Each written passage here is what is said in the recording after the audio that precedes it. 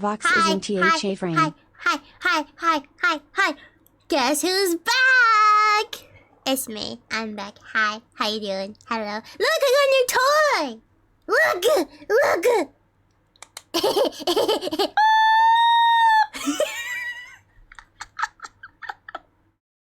Why are my hands breaking? Hello. Guys, I have a new toy. I have...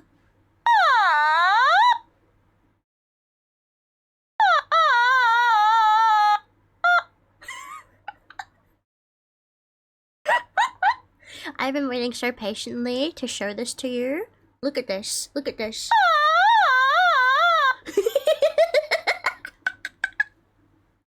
This is one of the only items I bought in the Hudson and Miku store. No joke. I only bought one thing. And it was this.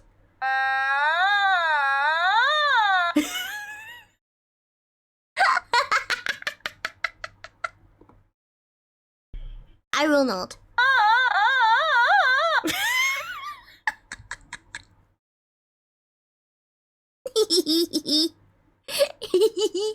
Oh no, don't tell me the redeems are broken again. We just got back. Don't tell me the redeems are broken! Ah! I swear to God, Twitch. It's not even my fault, it's Twitch with their stupid API. Our stabby's really not working. Wow. It's Twitch's stupid API. Hang on, let me...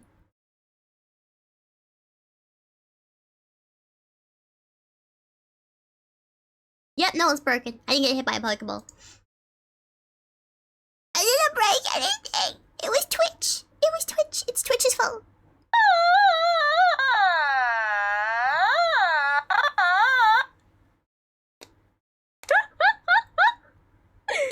This thing is great. I bought a Miku automaton. If you don't know what that is, it's this music note thing I'm holding, and it makes music.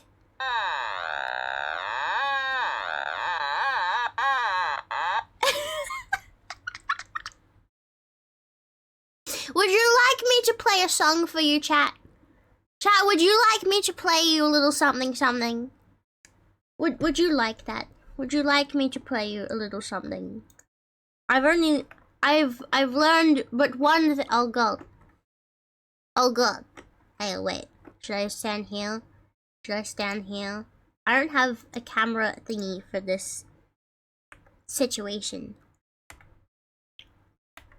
Hang on, wait. Hang on. There we go. Yeah. That'll do. This will do. Indeed.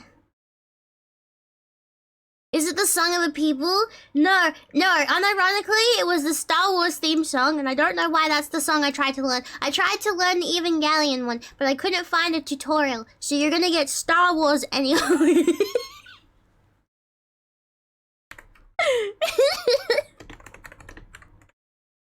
Tomaton. I can't do it without the tutorial yet, though. I can't do it without the tutorial. It's gonna be the greatest thing you'll ever hear. Are you ready for this shit? Are you ready? Are you ready for musical genius? You're not, because I suck at this thing, but I will play it for you.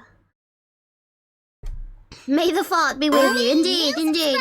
Hey, wait. Okay. You fucking smell, Illy. I smell better than the dick cheese between your legs. Thank you very much. Okay. Excuse me. Alright, hang on, wait. Let me try. Ready? Oh shit, that's the wrong... Wait, there we go, hang on. Wait. Let me try that again.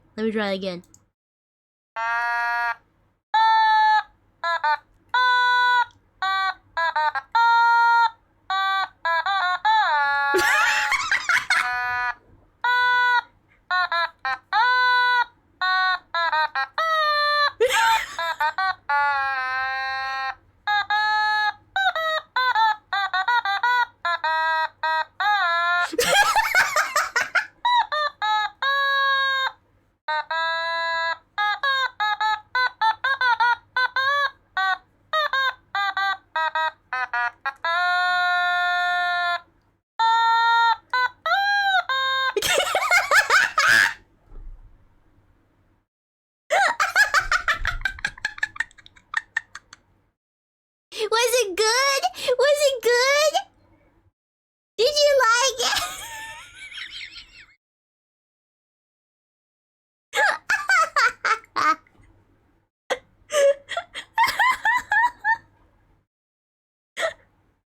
I've been practicing. Musical genius. Megalovania. Look at I don't know.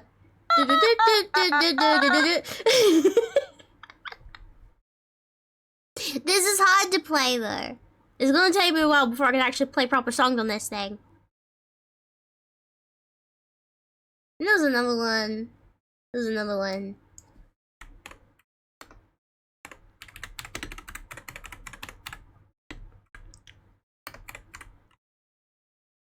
Yeah, there was this one. There's this one. Now every time we have a birthday in chat. What is it?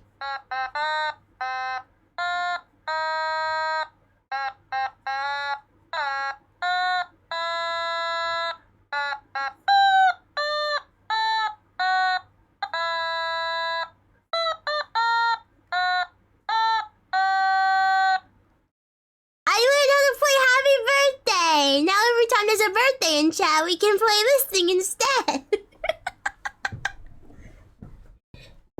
Wouldn't that be great? Can you imagine you have a birthday in chat and I just whip out the automaton? You ain't ready for the automaton happy birthday.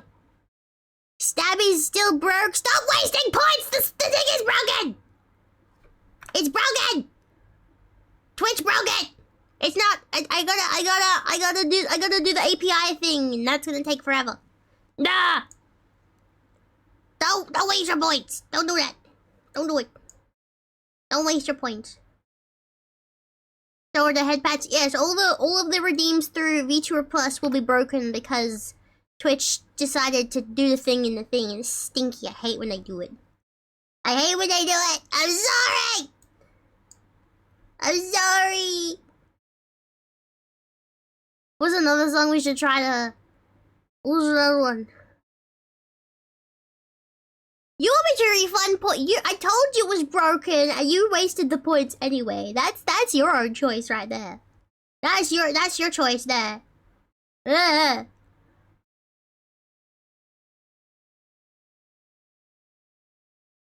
What else should we try to play on this thing? I don't know.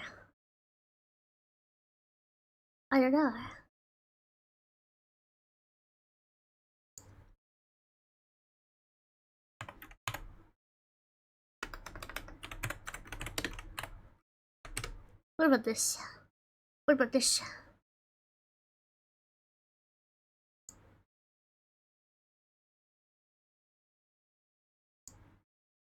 Alright, let's try this one.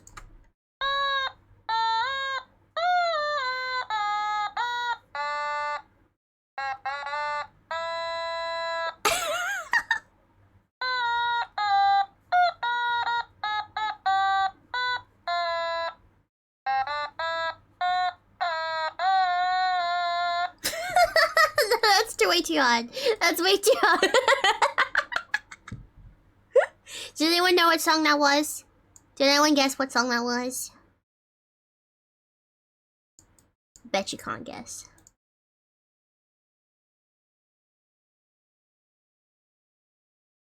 I bet you can't guess.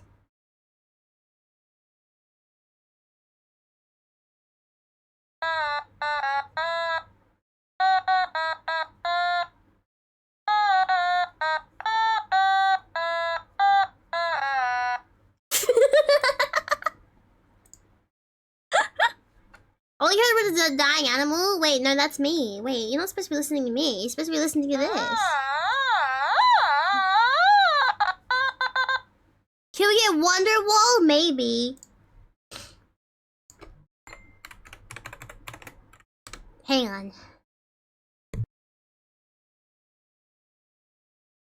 Can we get Wonderwall? I don't know if there's a Wonderwall tutorial.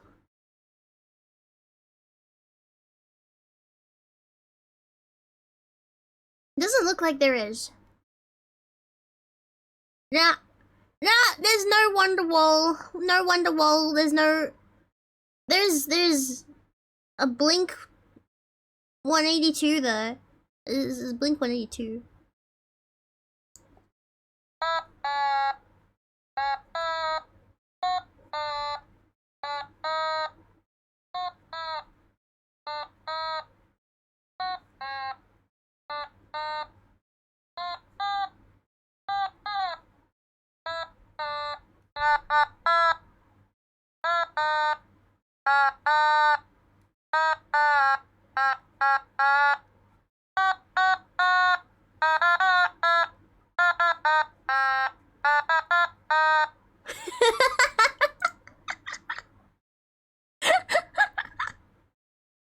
You watch, I'm gonna get so good at this thing. I'm gonna be able to play so many cool shit with this thing.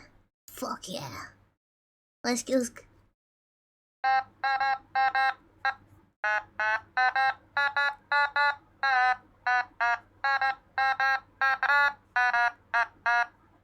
Yeah.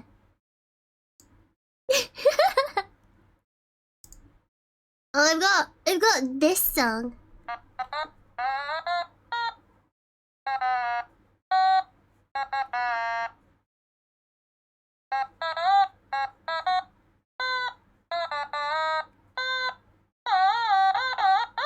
Nah, I can't play the one. It's too fast. It's too fast. I can't play the one. It's too fast. Nah. Oh, wait, what about this one? What about this one? What about this one? Wait.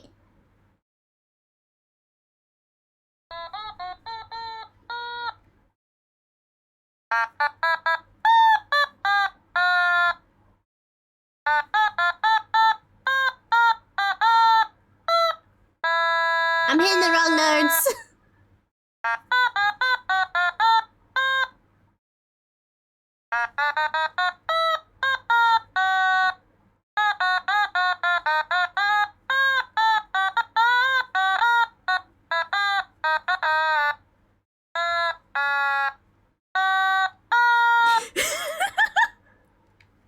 No, I can't play that one either. It's too hard. It's too hard.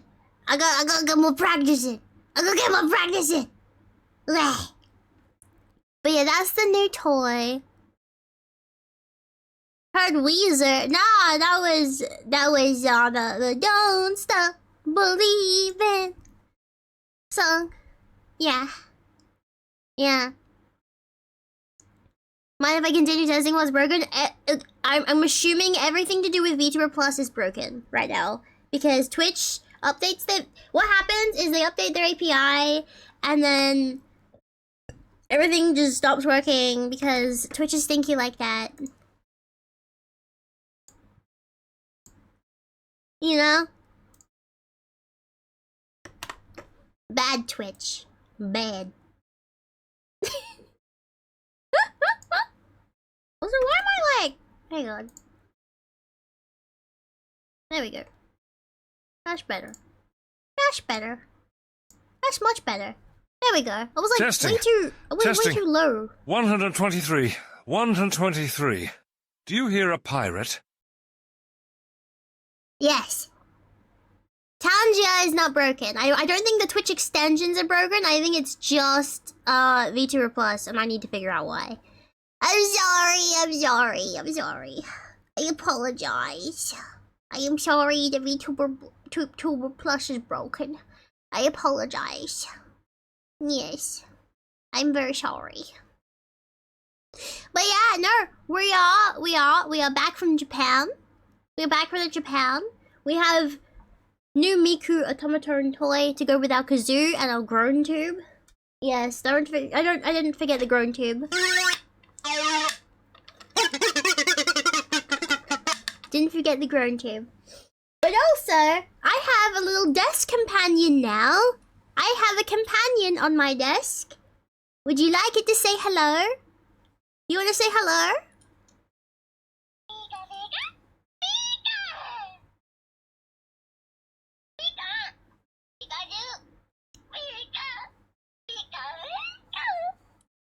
Hello? I have a talking Pikachu on my desk.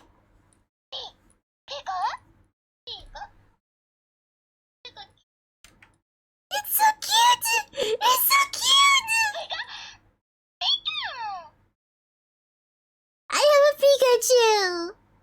And it talks.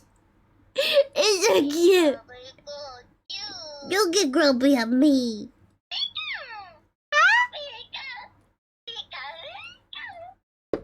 It's so cute. It's so cute. Actually, so like, my my friend, when I was at the concert, because I wanted to go to the Pokemon Center in Chiba. They, so did everyone else during the concert, let me tell you. That day was very busy for the Pokemon Center. Very, very busy. To the point where you had to go. This was really, really weird, by the way. So, you had to, like, I don't know if you guys understand how big the Lalaport shopping center is, but it's basically its own city. It's fucking huge. Like, insanely so. It's an insanely big shopping center. It's so easy to get lost there, and I did several times. But basically what we had to do was, we had to go to the surfing Pikachu statue. I know. We had to go to the surfing Pikachu statue and get tickets, like time tickets. And then you could only go line up for the Pokemon Center at that specific time. The problem was the time that they gave us was like half an hour before the concert started. Yeah. So, unfortunately, regretfully, yeah, had to bail out of the line because it was gonna take too long. Because like you line up and then you had to wait for the people inside the store to clear out before they let the next lot of people in. And it got to the point where I'm like, we still need to navigate outside this maze of a shopping center into the arena next door.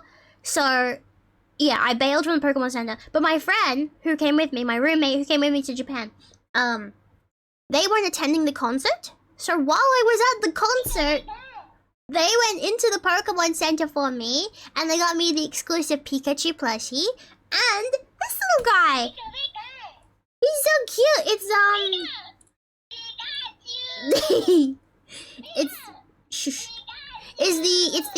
it's like one of the 30th anniversary.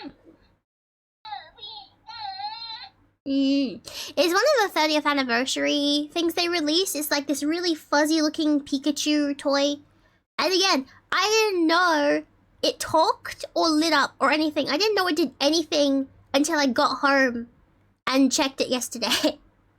I literally found out yesterday as I was unpacking everything. So yeah, I have a talking Pikachu on my desk. It's very cute. And the way you like activate it is like you're supposed to hold him, and then he starts talking to you. But sometimes he just decides to talk whenever I leave him sitting on my desk. Yeah. And then after 10 minutes, if you don't interact him for 10 minutes, he'll fall asleep. It's so cute. It's adorable. I love it so much. Also, I'm sorry. I'm still sick from Japan. I'm still congested. So if you hear me sniffing or coughing or sneezing, I'm so sorry. That is why. Yes, indeed. Hi, Lost. How you doing? Welcome on in. Yeah, I got so sick in Japan. The day of the concert, I glutened myself with a bath bomb, and then spent the next couple days not feeling great because I got glutened. And then it was raining and we didn't have an umbrella, and we decided it was a fantastic idea to walk around in the cold ass rain in like less than 20-degree weather.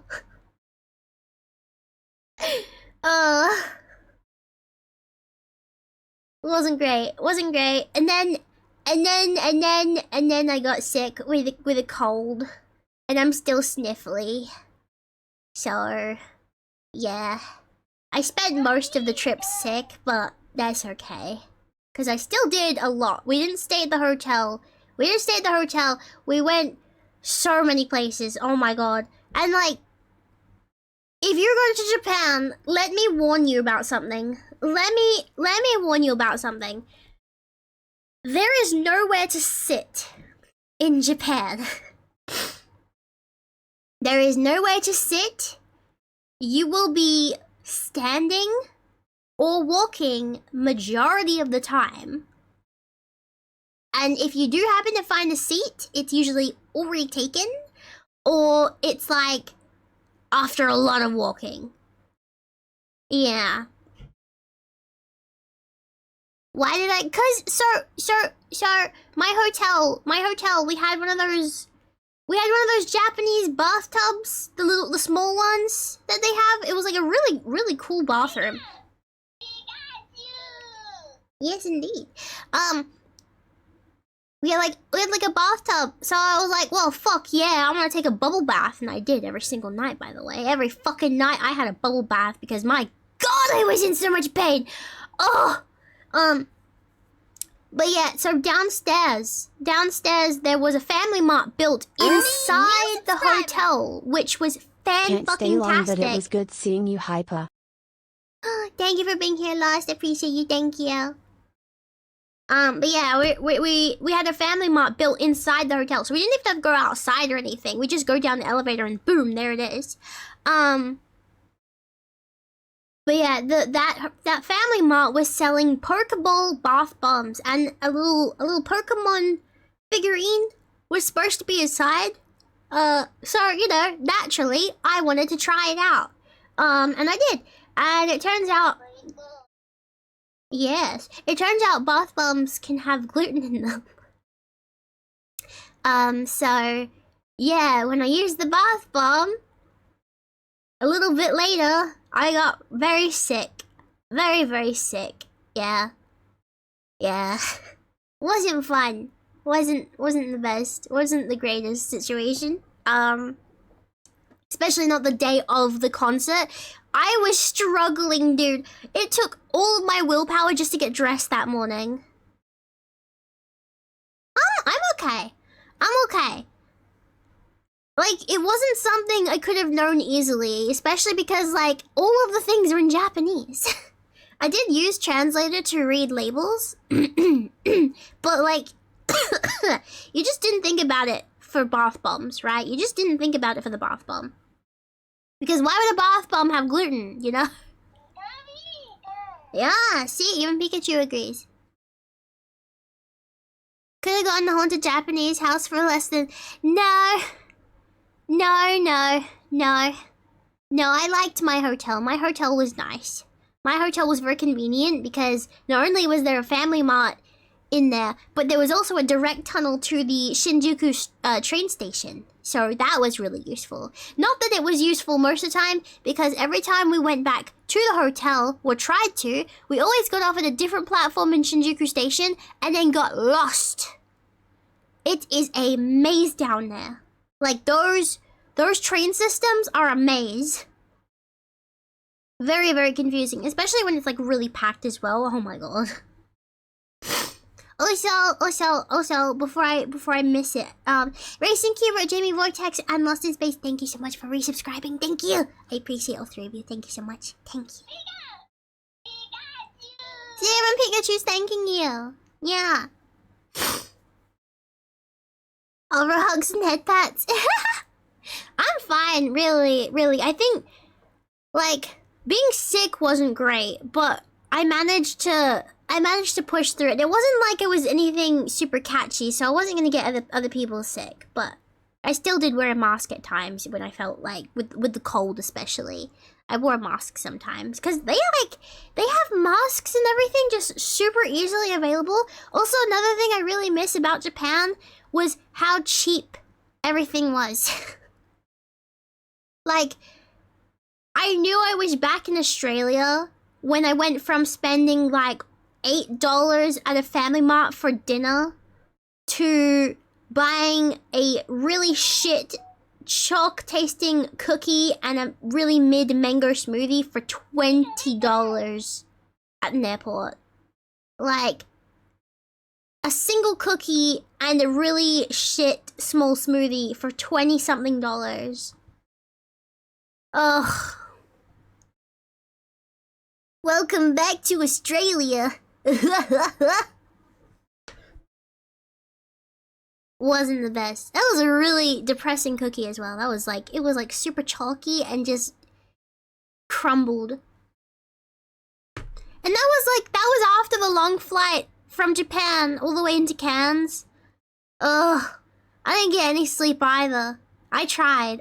I'm not someone who can sleep on a plane easily. Like, I managed to sleep on the way there, but that was simply because I was that tired. I had to go back and forth between my old account a million times to make my account verified, but finally, hi. Hello! Welcome, Monine. Good to see you. Good to see you. Hi, hi, hi, hi, hi, hi, hi, hi. Same thing happened to me when I left Kuala Lumpur. Yeah, no, it was not great. It was not great. I really did try. At least they had TV.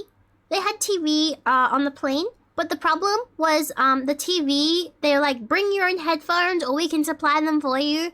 And of course, my headphones were Bluetooth and these TVs were plug-in only. Fucking ancient. So I had to use their earphones, and their earphones are horrendous. Ear-piercing, horrendous, bad quality, not great. But yeah, no, I was just watching movies the whole time I was on the plane. It was either watching movies or trying to sleep and failing. Even with I had my big Pikachu plushie with me that I sometimes use as a pillow. I had that one with me, but even with that, I still couldn't sleep. It was too rough.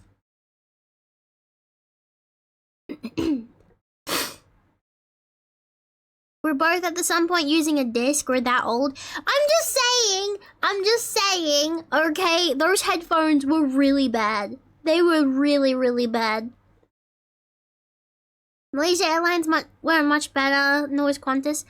Dude, I fly with Jetstar, right? And say what you will about Jetstar, but like, I hear about Qantas canceling flights so often. Like, I hear about Qantas fucking people over so often, which is why I kind of stick with Jetstar.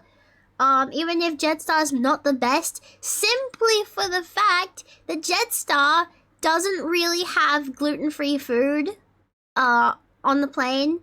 Like, everyone else is able to order, like, meat pies, stir-fried chicken, lasagna, and all that. You know, they have so many food options, and meanwhile, the only things I was able to eat was, like, this protein bar, which actually tasted pretty alright, and then 2 salami sticks. That was all I was able to eat. 2 salami sticks and a protein bar. I really wish they would have something for people with allergies. I get why they don't, though.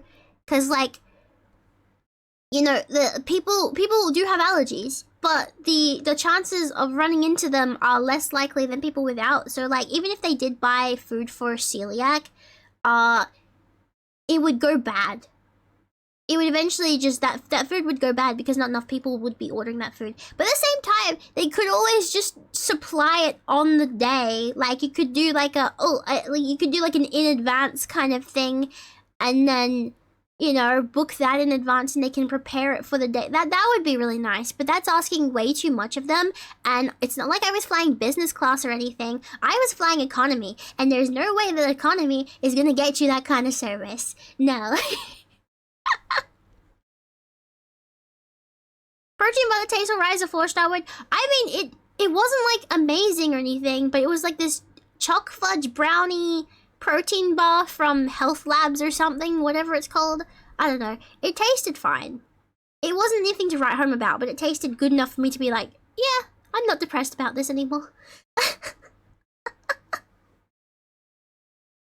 I know Qantas has stuff for celiacs, but again, like, I'm so sketched out over their flights because apparently they cancel so much and just fuck people around, so yeah. But all in all, for my first ever long-haul flight, that honestly wasn't so bad. Like, it really wasn't that bad. I think the worst part of it was just, like, waiting to go to the airport, and then when we stopped in Cairns, it was like the wait to take off again, because we arrived in Cairns at like 4 a.m. and we didn't take off until like 8:30 in the morning. So we had to just wait around for that long. Was it long though? I mean, let's see. If we count like driving to the airport, okay? If we count how long it took us to get to the airport and then all the way back home. So we left the hotel at like 2:15. We went 2:15 to the hotel, and then we didn't arrive back at my house until about 2 p.m. the next day. Yeah. So that's how long it took me to get home from Japan.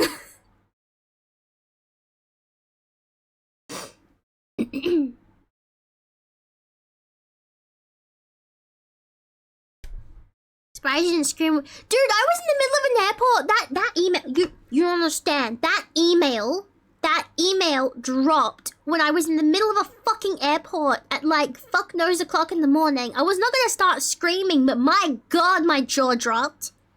I was not prepared. I'm on my way home. I'm trying to like fight through the sleep because like I had to watch our bags. My roommate was like my roommate was asleep on the couch, and I'm the one watching the bag, so I can't fall asleep because otherwise someone could like yoink them, right? And I had like a whole big, I had so many plushies. I had so many plushies that I had to put all of them into the Pokepop Cantor tote bag. Like I had this really big zip-up tote bag, right? I shoved all the plushies in there, and that was my carry-on. I had to carry them onto the plane, so I was guarding all of my children, okay? I was fighting through the need to sleep and also hunger because that cookie and that, yeah, it was not great. I was not happy. Now my feet were really sore. but yeah, no, I might have freaked out a little bit, but I was trying to contain myself because my fucking god, you guys bought me a Switch 2 in Pocopia, which is not cheap. It's very much not cheap. Like, oh my god. Which, I do have it set up on my desk. It's right in front of me. I'm looking at it right now, and I still can't believe I have it in front of me right now. That's kind of crazy. I did buy a screen protector for it, and I have a protective case coming in the mail at the moment. It might take a little bit to get here, but yeah. I made sure to take all the precautions to keep it safe and not broken. Yes. Indeed. I guess, yeah, Pikachu become Ditto. Dude, I bought I couldn't find Pikachu. I really tried, but literally Pikachu and anything to do with Pikachu was sold out everywhere. It was literally sold out everywhere. So I couldn't get Pikachu, but I did find Pocopia Ditto, and it was really cute. I didn't realize this when I bought it, but I was in the hotel like just fiddling with the plushie, and I realized I could feel like 2 little things inside, and I squished them, and then his arms started flapping. Arr, nar. So if you squeeze the Ditto plushie, it makes his arms flap up and down. It was so cute. Ugh. Sorry, my nose. Ugh.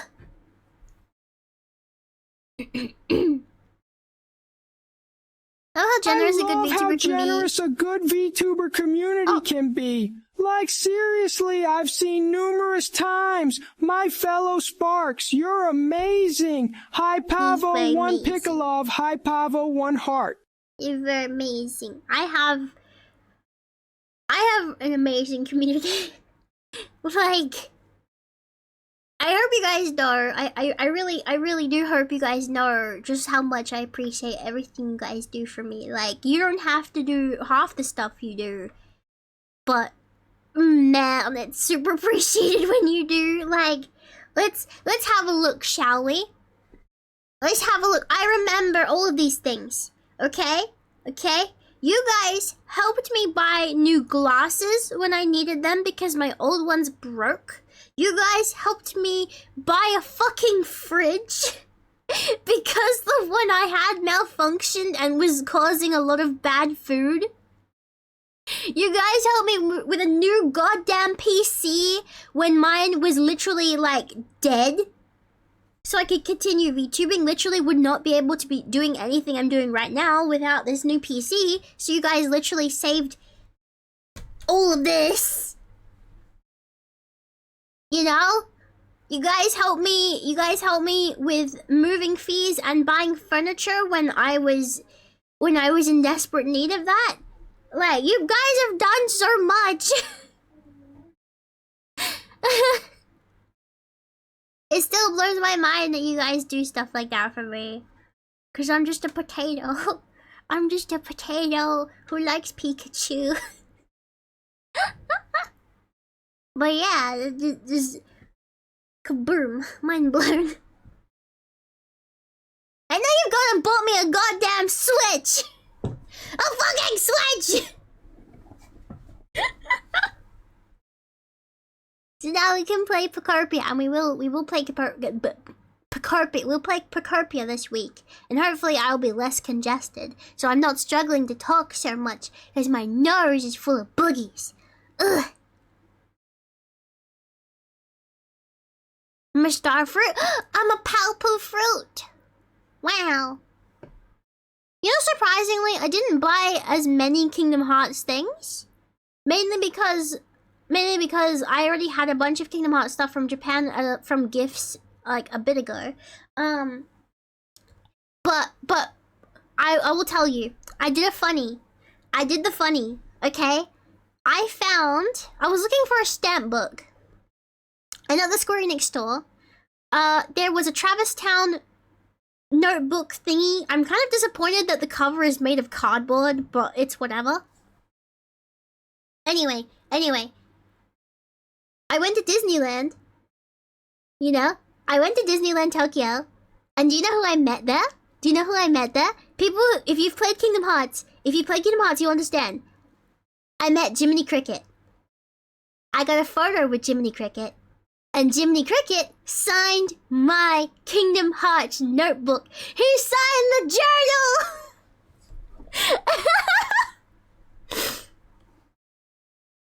I got Jiminy Cricket to sign the journal.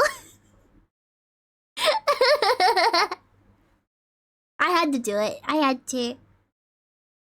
Yeah, when I arrived in Disneyland, there was a bunch of the mascots just out and about, like at the front.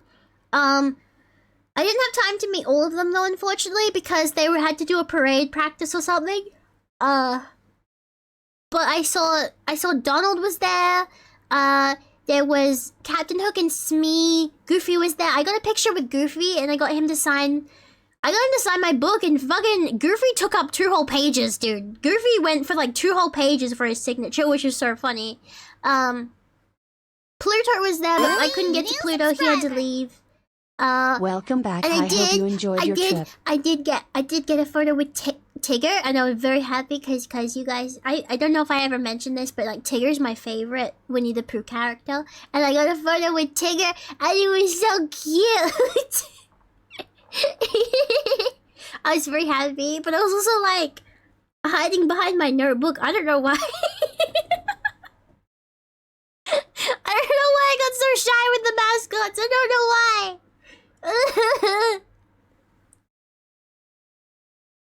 Once found Kingdom Hearts 2 smoothie cup at a yard sale. Friend asked for it immediately. There's a smoothie cup? What? I didn't know that smoothie cups.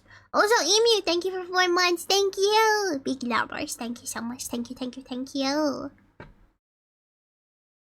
Let's see. What else? Do you guys have any questions at all about Japan or my trip? Do you have any questions? This would be a really good time to ask questions because I can answer them right now.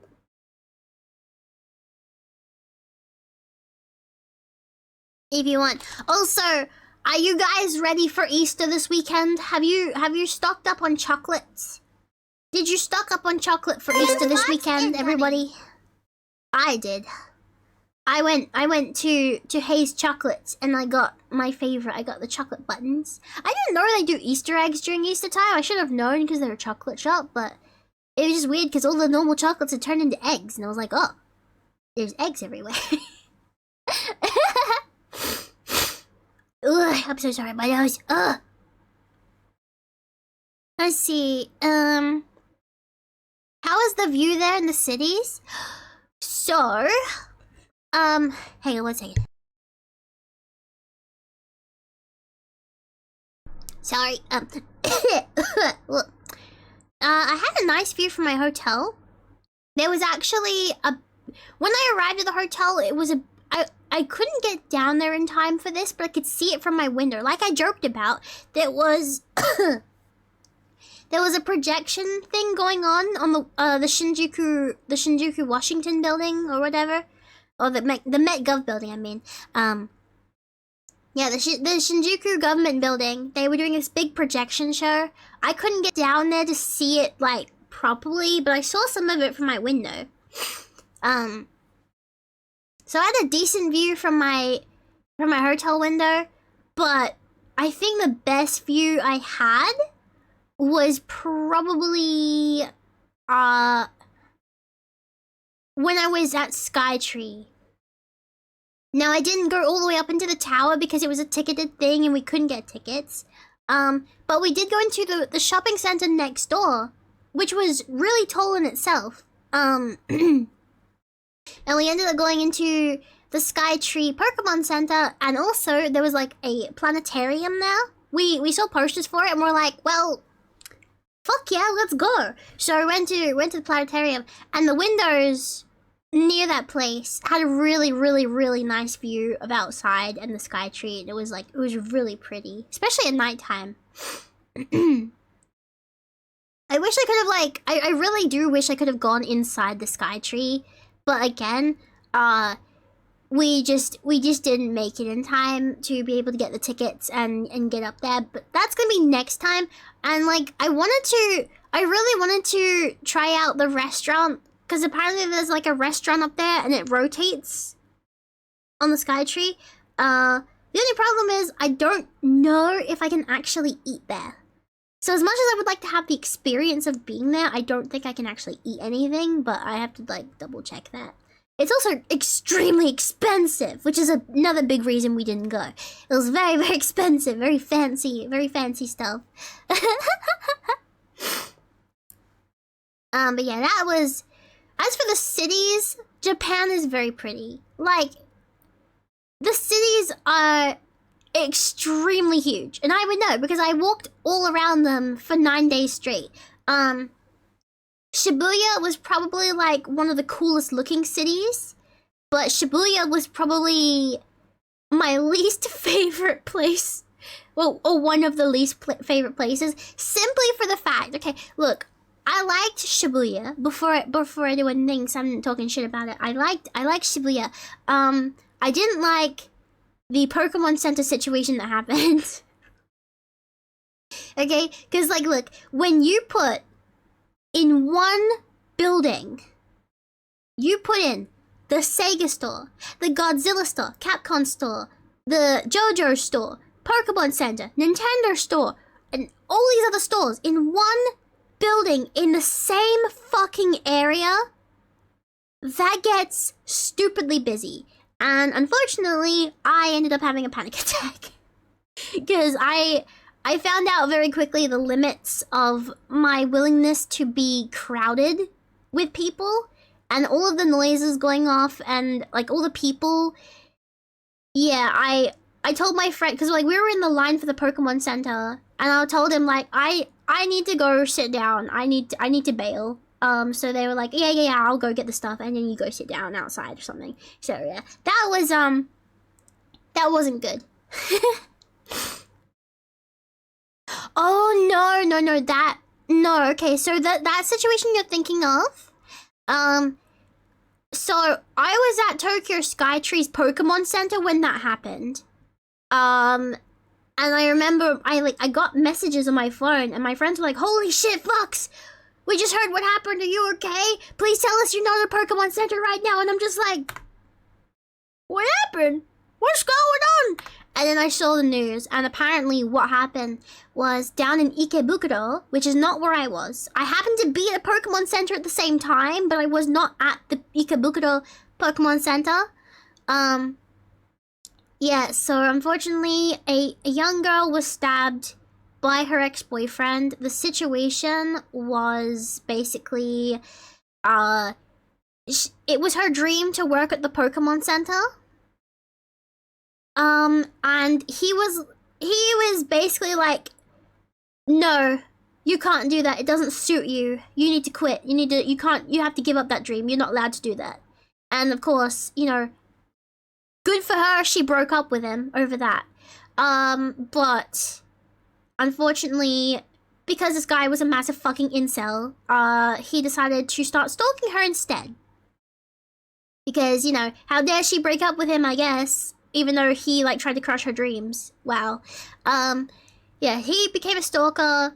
She went to the police and everything about it. You know, she did everything she was supposed to do, but there was, like, again, it's that stupid situation of, well, we can't actually arrest them or stop them until they do something, which is really fucking stupid to me, because you're basically saying you can't help someone unless they get attacked or hurt. Which is like, why the fuck are we waiting around for that to happen? Hello?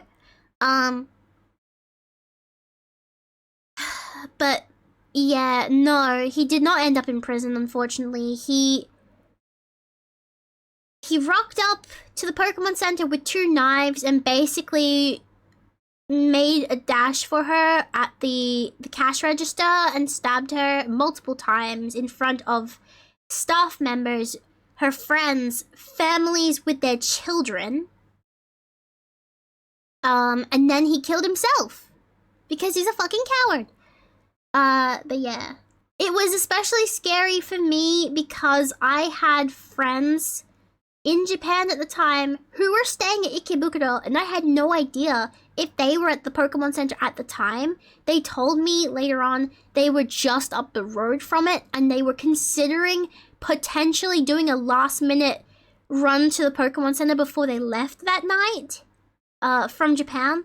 So I'm glad that they weren't there. I'm glad that they were safe. But, like, at the same time, it was so scary because they could have been there, or it could have been the Pokemon Center I was at, you know? Like, it's scary to think about how these things can just happen in the blink of an eye.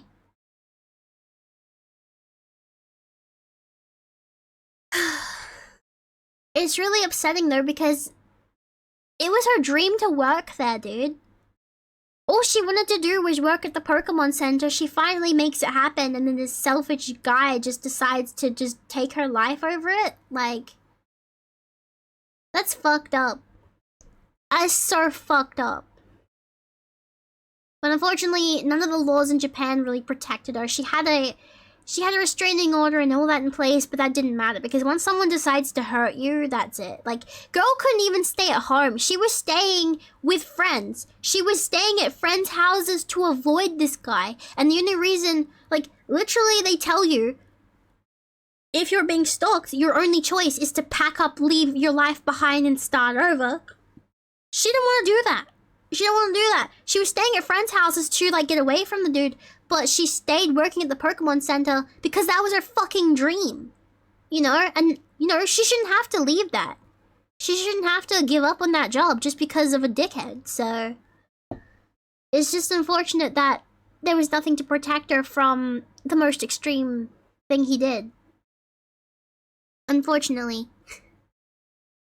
Heavy topic. I know, I'm sorry. It got brought up, so I figured I should talk about it because, like, fuck me, that was scary. But yeah.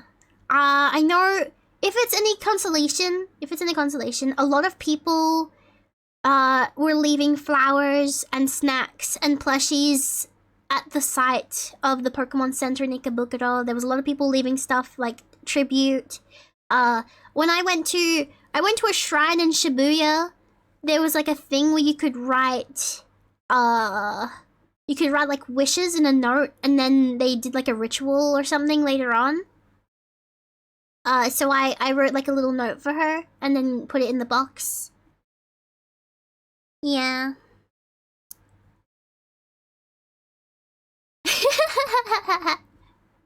I think that was the only scary moment. That was the only scary moment in Japan. Like, for the most part, it was chill. I think the only other scary moment was, so, we found a restaurant that I could eat at. And mind you, okay, this place had the best food in all of Japan. Also, I'm gonna scroll up the chat to make sure I didn't miss any questions, by the way. Don't worry, I will get to your questions. But I want to talk about Aparikole. So, Aparikole is the name of the place, and it's located smack bang in the red light district of Shinjuku. And I found it especially funny that you could tell exactly when you step into the red light district of Shinjuku. Not because of the nightlife going on, but the smell. The entire area, like the smell of the air changes once you walk in, and it smells rancid. It's not the best smell in the world, and there's litter everywhere. There was a condom on the floor at one point. Like, there's chicks standing outside of bars with signs trying to get guys to come in. There were these Indian dudes on the curb trying to be like, hey, you want to party tonight? I can get you into this place. And we're like, haha, no, go away. Roppongi? No, it wasn't Roppongi. No, it was within Shinjuku, because it was only like 20 minutes from my hotel.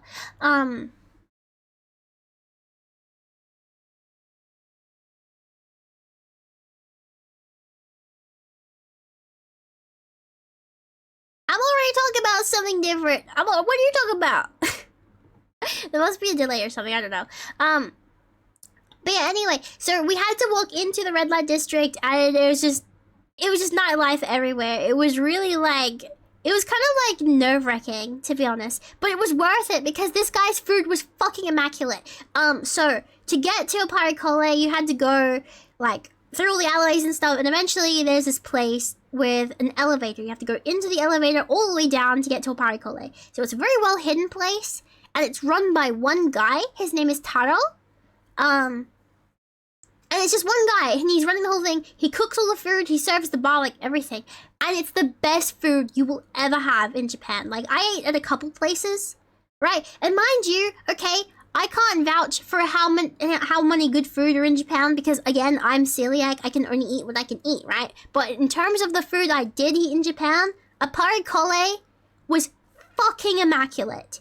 Like, the best fried chicken I've ever had, the best hamburg steak I've ever had. I had sauteed chicken as well. My friend had the curry rice. Oh, it was so good. Oh, it was amazing. Honestly, I kind of wish we went there every single night.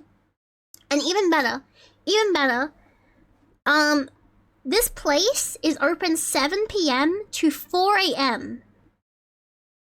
Yeah, so if you're a celiac in Japan, especially in Shinjuku, or if you're willing to make the trek to Shinjuku, if you find yourself in a situation where all of the shops are closed, or like, you know that by the time you make it back to your area of Japan and everything's gonna be closed, go to Aparikole because it's open super late. The food is great. The prices aren't that bad. They're really not that bad considering what you get. So, you know, that place was literally a lifesaver because most of the time, like, given the activities we were doing, we usually weren't getting back to the hotel until like 10 p.m. every night. And if I didn't find somewhere to eat while on the way home, it was basically just eating at the kombini. And like, look, the kombini has a lot of good food, unless you're a celiac. There is really not, I didn't get to explore all of the food, but there's really not much for celiacs to eat at the kombini. Like, the best I could do was the boiled eggs. There was like this veggie pack. There's like a pack of vegetables, and there was salmon onigiri. But like, dude, after eating the salmon onigiri for so many times, I don't want it anymore. I don't want it anymore. I don't want to eat it anymore. I ate it too many times. Meanwhile, you walk in there and you see like all of the other food I could eat or could have eaten, but I couldn't. And there's like melon pan. There's these pancakes. There's like crepes. There's all these good foods I wish I could eat and I couldn't. I did get to try the pudding. I don't know if you guys remember my previous stream. I mentioned about the puddings in Japan. I did get to try them, and luckily for me, and this was really nice, by the way. I was staying in Japan during the sakura blooming season. So the puddings I mentioned actually had a special sakura edition. I don't think it changed the flavor or anything. But the shape of the container was like a sakura flower. I don't think the flavor or anything was changed. It was just the shape. It was like a special shape of the pudding. Not that I could do the pudding thing, because like all they did was they gave me a spoon to eat it out of the container with. I couldn't tip it upside down onto a plate or anything. But yeah, that was really cool. And did you know that during Sakura season they change all of the manholes? Are they like rain covers, manholes? What do you call them? I don't fucking know. Like the round metal things on the floor. All over the city, everywhere, all over multiple cities, they changed them to have a sakura flower on them. Everywhere. Yeah, they changed them everywhere. It's kind of crazy that they go through that effort. But yeah. Wait, what other questions do we have? We had, how many plushies did you get? Actually, you know what? I can check right now. Hang on. Give me 2 seconds. 2 seconds. Hang on.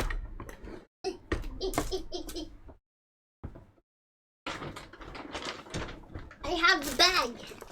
I have the bag of plushies. Okay, here we go. Here we go. Alright, let's do a count. 1, 2, 3, 4, 5, 6, 7,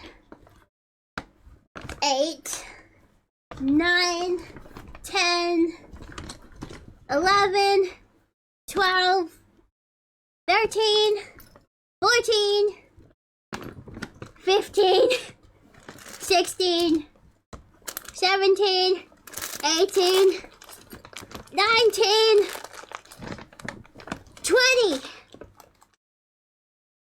20 plushies.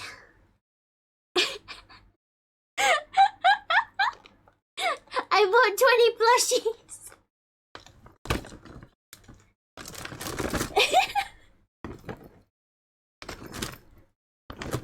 And you know what's bad?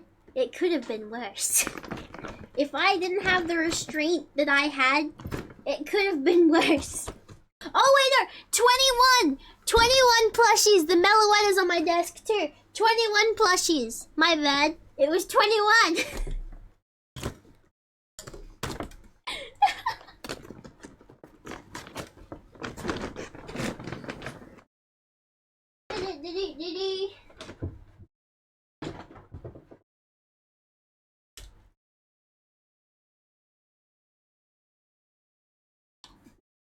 There we go. Ah!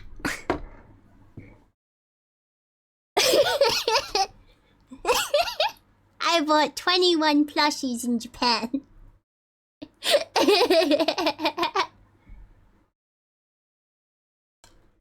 I wanted to buy more. There was a lot of plushies. There was a lot of plushies I wanted. I really wanted the Pacopia the Pacopia Snorlax. But he was he's not like big, but he was too big to actually get home. Yeah. He's not like a huge plushie, but he was just so like dense. Like it would have been a struggle to get him home. Sorry, my throat is not agreeing with me right now. But yeah, I had to have all of those plushies in a bag on the plane because they wouldn't fit in the briefcase. Oops. 21 plushies is the count. It could have been worse. New subscriber! I had shown great The restraint. gremlin has In returned. fact, thank you so much for resubscribing. Thank you. In fact, there was actually more Pokemon plushies at the Pokemon Center. I ended up putting some of them back because I was like, this is too many. This is too many. And I ended up putting a bunch of them back. So there could have been more if I didn't have the restraint I did. But I'm kind of like regretting not buying them now because, dude, like they had so many good plushies at the Pokemon Center, like of so many Pokemon. You just don't see them in like stores here. You never see those here, and they're expensive here too. Like a plushie in Japan that costs 1,500 yen costs like $39 here. It's insane. How about the concept poster? I did, in fact, manage to get one of the promo flyers, which is poster-like. They didn't have an official poster, but this flyer they were giving out in Lalaport is big enough to be considered one, so I will be using that for the poster. I still need to get some of the materials to put it on my wall. I need to get a frame for it. I need to get some paneling and stuff. I like to put an acrylic panel between the poster and the front screen, because then it means that the poster will not get damaged. But yes, I did get a poster for the Pokemiku thing, so do not worry. I'm not gonna forget your names. I am gonna put them on the poster, and you will have your names in the video as well. It's gonna take me a bit to make the video because, again, this was a 9-day trip. So this is gonna take quite some time. Quite a bit of time. But yeah. Bleh. Inflation's lovely, isn't it? It's so good! I love inflation so much! Do you know I love even more? Do you know I love even more? I'm really mad I didn't buy the Snorlax in Japan. Not because he was too big, but because when I got home, I checked how much he was going for online, because I was like, oh, maybe I can just order him online. He was $30 in Japan. Online, he is nearly $200. Like, people are selling him for a ridiculous price online. And don't get me started on Pikachu. Dude, Pikachu is just as bad. It's insane.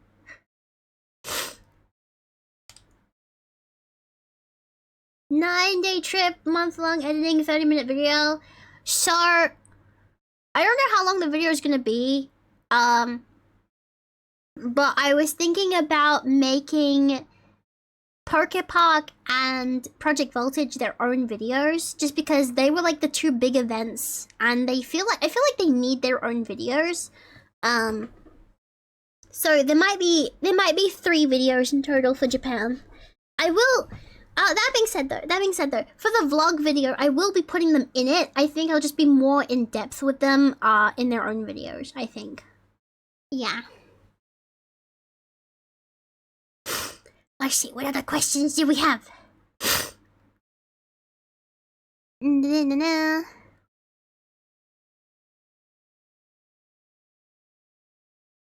Is it true that you can... Ruin, what are you asking me?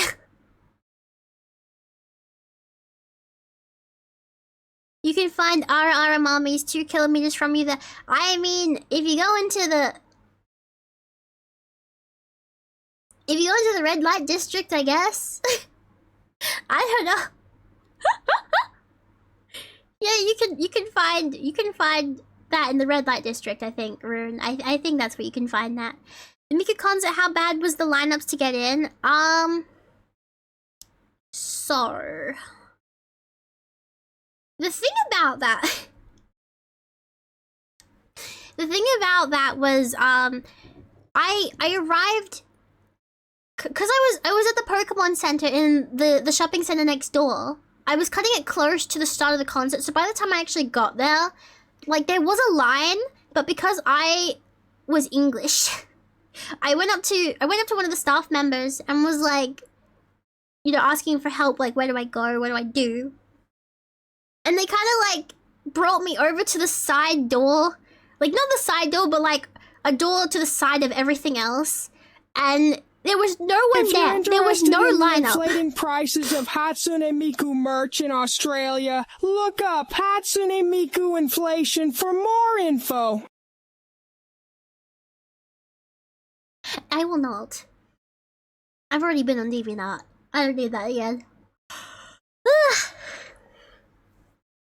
But yeah, so I didn't actually have to line up for the concert itself because they took me through a door. I think it's because I had like a QR code and not an E+ situation. I just remembered something else. Okay, so like that was a whole situation in itself, just like getting through the door because like they didn't speak English and I had very limited Japanese, so I was trying to like explain to them like I don't have E+, I just have a QR code, blah blah. But I eventually got in and I got my ring light and everything, and then I got into the building and I was like, okay, which one of these doors has my fucking seat? Like, where do I go for my seat? How do I find my seat? So I'm like, "Sumimasen, doko desu ka?" And I'm like pointing to the seat number on my ticket, and I don't understand what happened from here because I'm like, my ticket is on the screen of my phone. It says what row and seat I have, and I'm just like, "Doko desu ka? Where is the seat?" I even used translator to write, "Can you help me find my seat?" And for some reason, I'm being like pinballed between people because they're like looking and they're like, can you bring up the QR code? I'm like, this is the QR code. Can you bring up the E+? I don't have E+. Can you bring up the email? I'm like, okay, yeah. The email and the ticket said the exact same fucking thing, by the way. So I was really confused what they were trying to figure out because all I wanted to know was, can you just tell me where to go for my seat? That's all I wanted to know. And then, while I was asking one lady, out of fucking nowhere, this cosplayer I've followed for a long time shows up. I don't know if you guys know someone named Saya Scarlet, but she just out of nowhere appears and she starts talking to the lady who was helping me. And I'm just like, oh, it's you! Oh, God! Like, okay, look. It wasn't my finest moment. It wasn't my finest moment. I was in the middle of a situation. I was being ping-ponged around people. I was stressing out because the concert was starting very soon and I still couldn't find my seat and I didn't know what was going on. And then all of a sudden, this chick comes out of nowhere and scares the fuck out of me because she's also looking to ask for help. And I think I scared her, honestly. Because I kind of was like, oh, it's you. And she just looks at me like, hi. And then walks off. Listen, I think it was a brain broken situation, okay? Look, normally I have way more composure. Normally I do. But I was in the middle of a very stressful situation and I think my brain like full on broke and I wish I could apologize to her, honestly. I was tempted to reach out on socials and be like, I'm so sorry. I hope I didn't make you uncomfortable. I got excited. I'm sorry. But then I was like, that probably would be even more awkward, so I didn't do that. But I hope I didn't make her uncomfortable. I felt so bad afterwards. I was like, oh, that was not the best situation. I shouldn't have gotten like that excited about it. But it was cool to see her in person because I really like her Miku cosplays. She has like really good Miku cosplays. So seeing her in person was really fucking cool because she was dressed up as the fairy trainer Miku at the time. Yeah. It was really cool. But yeah, not my finest moment. I still cringe about it. I'm just like, Jesus Christ, I handled that so bad. Oh, I wish I could have apologized. I really wish I could apologize for it. Oh, it was so bad. It was so bad.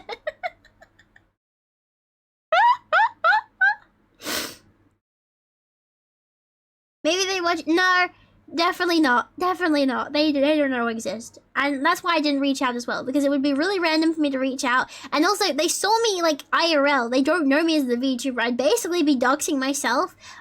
So yeah, I don't want to do that. But yeah, I basically was just like, oh, it's you, it's Scarlet. Oh.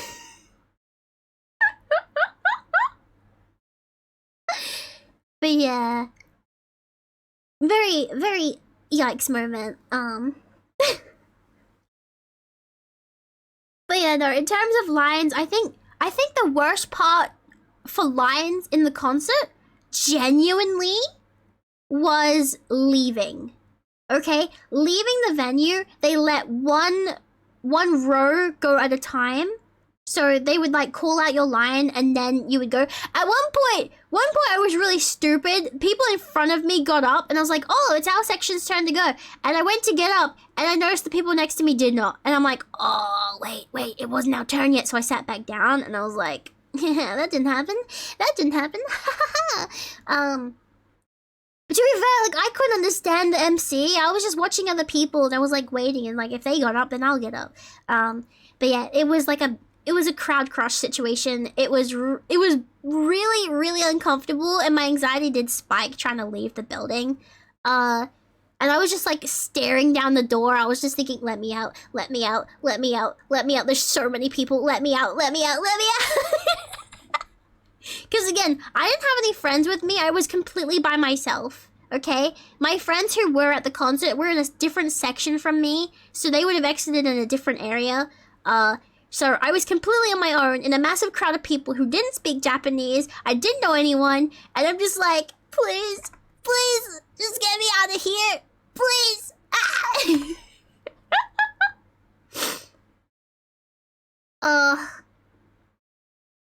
There was also... So I had a mixed experience with Japanese Miku fans. Yeah, I had a very mixed experience. So... During the concert, I was sat next to two guys. One on my right, he was like very calm until the concert started. Then he was like super into it, right? But the guy on my left, he went berserk to the point he blew out his vocal cords. He was like coughing. He was barely able to keep screaming at Miku. Like, he was just going insane. It was so cute. And wholesome. But then it got to the point where we're doing the encore call. And everyone's like, Poke, Miku, Poke, Miku. And the guy next to me, his throat must have been hurting so bad because he kept sipping at the water, but it wasn't doing anything. And he got to the point where instead of like doing the full Poke, Miku thing, he was just like, Miku, Miku, Miku. Because he couldn't say the full thing. Hope his voice is alright. I did ask him, I was like, Daijoubu desu ka? Daijoubu. And he was like, yeah, daijoubu.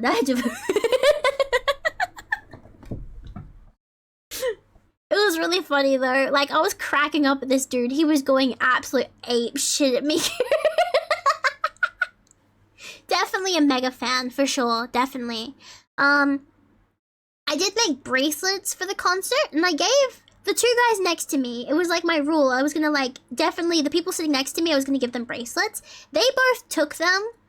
But then at the end of the concert, there was like a group of girls behind me, and I was like, oh, I'll ask them if they want bracelets. And I turned around, and I was like, sumimasen, and I tried to tell them, like, a present, it's a present, you can have one. I was trying to give them the bracelet, and I remember this chick, she like, leaned down to inspect it, and then turned her nose up at it, and then shook her head, and then gave me a look like, I don't know, of disgust, I guess? I don't know, it was like, it was such a weird, it was a really weird interaction, like, they just kind of like turned their noses up at me, and like, Yeah, and I was like, oh, okay. So I turned back around, and then I heard them talking, and I recognized some words being used, and I'm like, oh, that's not nice. So I had a very mixed reaction with Miku fans in Japan. Mostly the guys were chill, but females, I had a lot of like, I don't know, I met a lot of rude females in Japan. When I was leaving, this is like after the concert, after we got out the big crowd, there was like a group of dudes, and they looked so whimsical, they looked so happy, they looked really whimsical and happy, and I'm like, surely they're gonna want bracelets. Yeah, surely these guys will want bracelets. So I walked up to them and I was like, showing them the bracelet. I was like, sumimasen, present, gift for you. And they were like, oh, you're so cool. They got like so excited. They were like so happy about the bracelets. And then like they offered me they gave me like these Miku candies. They gave me these Miku candies, and they're like bowing to me. They're like, arigatou gozaimasu, arigatou. And then they were saying like my hair ties and stuff were cute and stuff. It was really wholesome, because they just look like a really like wholesome group of Miku fans just like hanging out with each other. But then even better, just as I was about to exit Lalaport, I ran into them again, but like I kind of walked past them because again, me and my friends were leaving, and this other dude was with them, and he had just missed out on meeting me. He knew me from Twitter. And he was like, oh, what, sumimasen, and they like ran after me, and I turned around, and they were like asking me about the bracelet, because those guys that I gave the bracelets to happened to be his friends, and he wanted one too, and he wanted to like give me a sticker, because he was one of the people on Twitter that were like showing off the stickers they were gonna give out, and he was like, it was the most wholesome interaction I've ever had. It was like genuinely, after the rudeness I experienced earlier that night, it was genuinely like the most wholesome.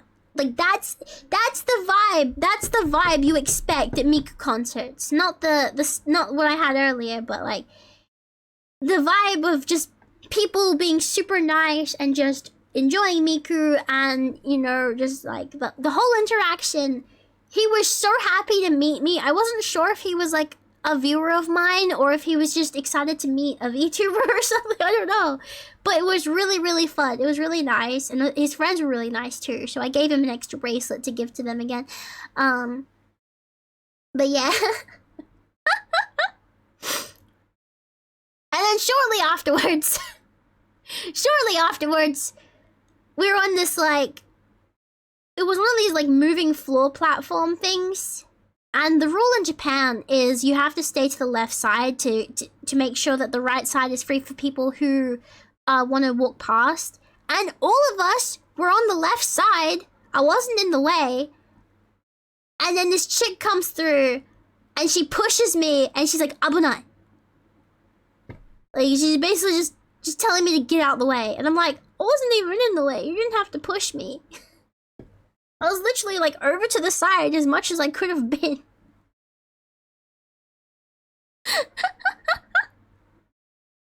So yeah, mixed situations in Japan. Can't say I'm a fan of the Japanese females I met. They were very rude. But the guys were really friendly. The guys were they were really funny. Yeah. But in terms of lines, yeah, it wasn't really that bad. The one thing I will say I was really disappointed about though, I didn't get to go into the exhibition hall.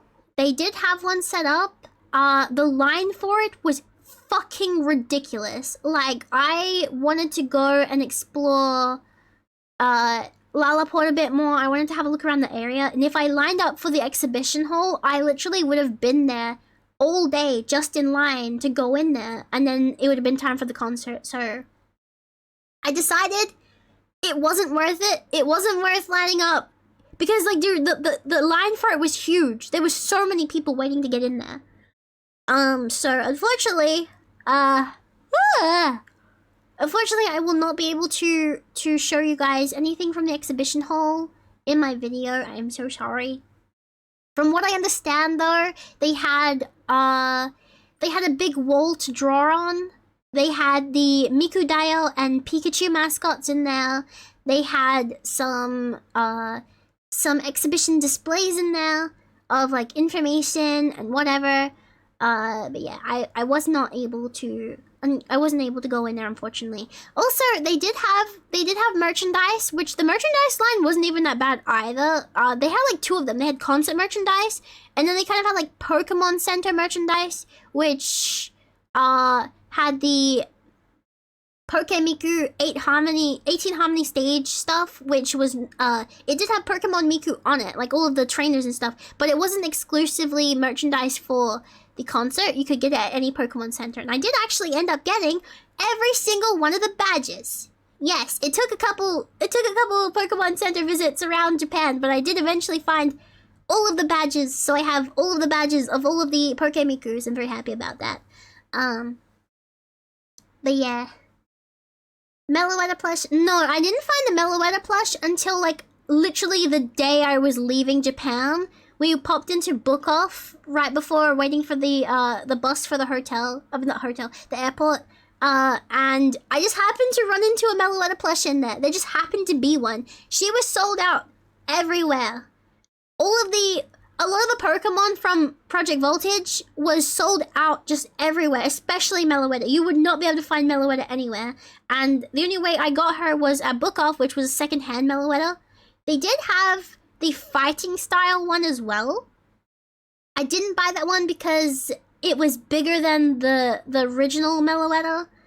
And I kind of wanted like to display them together, and it would have looked really weird because one would be bigger than the other, and I was like, you know what, I'll just get the green one. So yeah, I did manage to get a Meloetta plushie in the end, and I'm very happy because she's very cute. And yes, even though she's pre-owned, she is very nice quality, she's very clean. So yeah, I have her with me, I'm holding her right now. She's very cute. Very cute. I'm gonna make a Project Voltage shelf in my office, and I'm gonna have her there with all the stuff that I got. Indeed. Kill for a poison Miku toxicity is so cool. Dude, I'm kind of hoping they do make figurines of all of the Mikus, but at the same time, the one that's currently out is the psychic type Miku, and she's ridiculously expensive. She's extremely expensive. And I did get to see her in person. They'd had her on display in the merchandise hall at the concert. Honestly, like, full honesty, as cool as the figurine was, it was not worth that price tag. The price tag is ridiculous. That is the main reason why I don't have it, so yeah.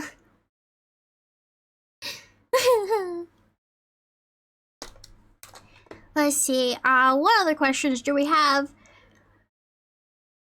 Did you check out any of the music stores? I did! I went into Tower Records, which was freaking huge. Tower Records was insanely big. Main reason I went there was because my friend Chunked asked me to find a specific CD. Now, I did explore the different floors. There was a book. There was like a Wawaka book, which I really wish I bought it, but I didn't, and I'm kind of mad at myself for not buying that. They did have some Vocaloid CDs, especially of Livetune, but the ones I was after were older ones, so I didn't buy any of the CDs or anything. But yeah, I did travel around. I did travel around some of the music stores, and it was like it was a whole building with multiple floors, so I couldn't explore all of it. But yeah, did I see any from Decade 27? Actually, I don't believe they had Deco 27. I saw Livetune and a couple other artists that I didn't recognize. If they did have Deco, I didn't see it. It wasn't a very big section. Like, they didn't have a very big section. They had a nice selection of Hololive though. Yeah, they had a bunch of Hololive CDs. They had like a lot of Mori CDs as well, especially Mori. Oh my god, she had so many there. There was so many Mori CDs. I was tempted to buy them, but I didn't. I'm kind of mad at myself that I didn't, but at the same time, we were like pushing the limits of getting all our stuff home anyway, so I had to be really careful. Like, as much as there was a bunch of stuff I wanted to buy, I just couldn't because, again, getting everything home, especially with the weight limits, was really rough. But, yeah. It was very cool, though. Very, very cool. A lot of the stores were, like, multiple stories. Like, Mandarake was fucking huge as well. No. How did you feel after hugging Pikachu? Oh my god! So I was at Pokepark Kanto. And finally the Pikachu mascot was walking around, and I got to take a picture with them, and I got to hug them, and it was the best. It was the best. I held it together. Look, listen. I held it together for most of that day. But let me tell you, after I got to experience the Pikachu show in the gym, which, by the way, I was not allowed to film.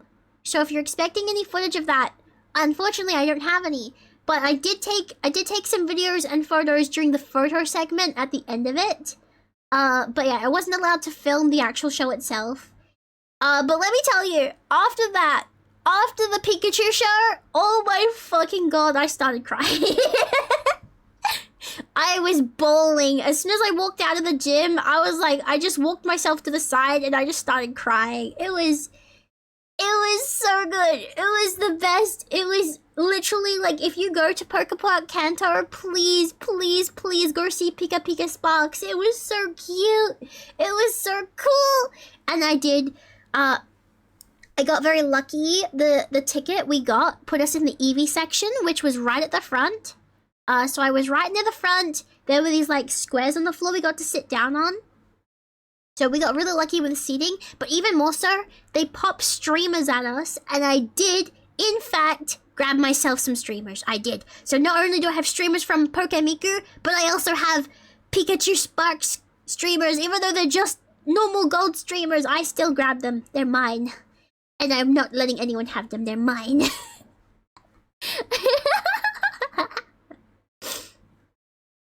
Squealed when you hugged? No, I was trying to be normal.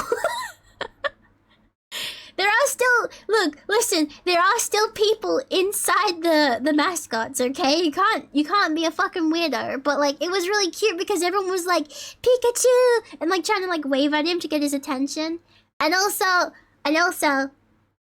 I did also meet Eevee. Yes, Eevee was also running around, and I did get a photo with Eevee, and I did get to hug Eevee as well. It was very cute. It was also, like, adorable because, they have, like, a handler with them to help them. And Eevee decided to just run off towards the carousel to go and interact with people on the carousel because it was, like, an Eevee carousel. And the person who was with them was like, Eevee, where are you going now? What are you doing? Honestly, Pokepark Kanto was magical.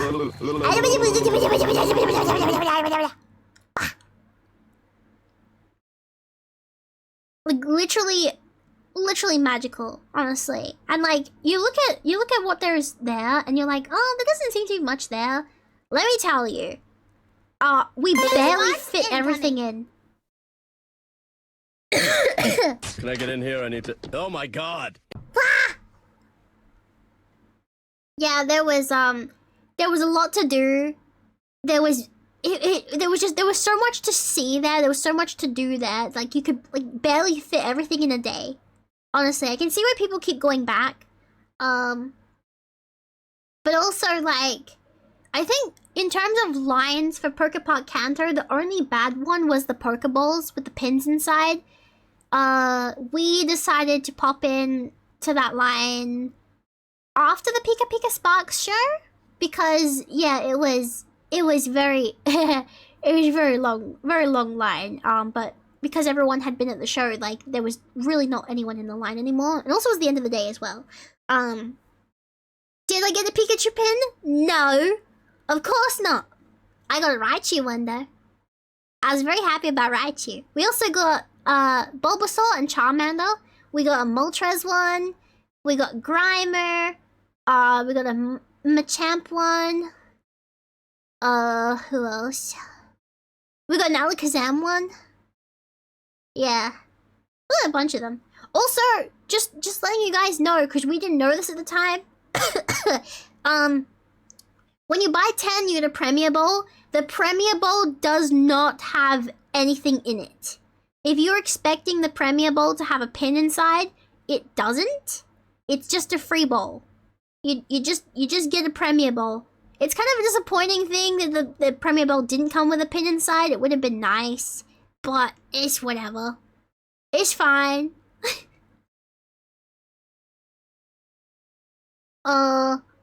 Also, I got to try the Pikachu ice cream. Yeah, which was really big. The Pikachu ice cream was huge. It was actually a struggle trying to finish it too. Speaking of big, they had a life-size Steelix there. The sheer scale. Like, you don't understand. You don't understand how big Steelix is until you've walked underneath it. It was huge. Like, I took photos and videos, but they don't do it justice. Like, the scale in person was gigantic. Happy birthday, Hypavox. It's not my birthday! No! Not my birthday.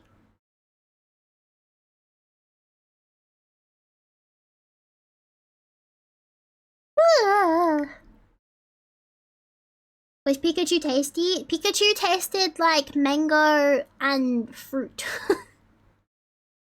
It was like it was a mango ice cream kind of thing. I think. I can't. No, so I thought so me and my roommate, we both got Pikachu ones. I thought maybe he got the Eevee one, but no, I remember he got Pikachu. I was tempted to get the Snorlax popcorn bucket, but I didn't because I don't really like popcorn that much, and also I didn't think I could eat it.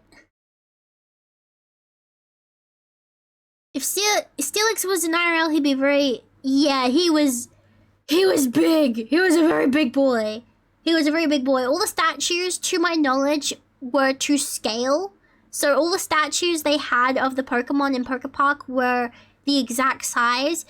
And oh my god, sir, when we got there, okay, you go into the forest, and the forest is really cool, and then you get into the second segment, and it's a Pikachu forest. It's just all Pikachus everywhere. I was surrounded by Pikachus. I don't think you understand how many photos and videos I took in this place. Like, I spent a good amount of time in the Pikachu forest. There was Pikachus everywhere! It was... Pikachu is giant compared to Hypavox, cause Hypavox is very tiny and short and small and cute and adorable and loud. Wow.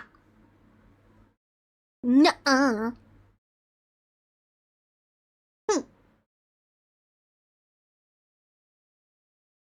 But yeah, no, I cried. When I turned the corner and I realized it was a forest of Pikachus, I cried. Like, I was already trying to hold it together in the previous section, but man, I lost it. I was surrounded by Pikachus, and you don't understand, like, they play sounds. Like, they're all statues, right? They're not moving. They don't move. But they play sounds of, like, the Pokemon making noises and, like, moving around the place. So, like, you'll hear the Pokemon, like, interacting and stuff. And it just, even despite the fact that they don't move, even despite the fact that you know they're statues, they still feel so alive. It was the best fucking place I've ever been to in my life. Ever! And I went on the Pikachu ride too. Teehee. I didn't get to go on the Eevee carousel, because again, there was just so much to pack in. But I did get to go on the Pikachu one. Yeah. There was also, like, a lot of stress happening too, because, okay, so, because of all the photos and videos I was taking, New subscriber. welcome on inside. Welcome back, you pike and nugget. Hello. Because of all the photos and videos I was taking, my phone was going flat. And to get into certain parts, you had to show your ticket. And, yeah, so there was this whole situation of, we needed to get to Pika Pika Sparks, right? And to get in, you need to show your ticket. But my phone was going flat. So we ran through, so like, Poké Park Kanto is inside another park called Yomori Land, which is really cool at nighttime, by the way. Like, there's lights everywhere. It's insane at nighttime. And I did take videos, so don't worry, you will see how that looks. But we ended up running through this park. We were told to go to the arcade because they had charges there. We go to the arcade. The lady at the arcade's like, no, you need to go to the information desk. They can help you. We run all the way. Like, this is from one side of the park to another, and this is a really big park, by the way. We run all the way to the entrance where the information booth is. And we're like, please help us. We need our tickets. The phone's gone flat. We can't, do you have any charges? Do you have anything to help us charge our phone? Because we need our tickets to get into this thing. And then like, 7-Eleven across the road from the park. They have. And I'm like, oh my god, what do you mean we have to go outside the park? So then they take us to the entrance and they give us the stamp thing to put on out. Because you needed a stamp to get back in. So they put a stamp on us and we had to run all the way out to the 7-Eleven nearby. They had a charger and all that, which was kind of expensive, but I needed it. And then we ran all the way back into the park. And then my roommate was like, all right, you walk slower than me. You go over to Poké Park Kanto. I'm gonna find somewhere to charge the phone. And he finds this place, this building you can go up the stairs and sit into. And then you can plug your phone in there. So I'm waiting at the Poké Park for him to get there. Looking at, like, I'm just checking the time on the clock. Boss. And I'm like, was your trip oh god, are we absolutely gonna make it in amazing? time? You must tell me.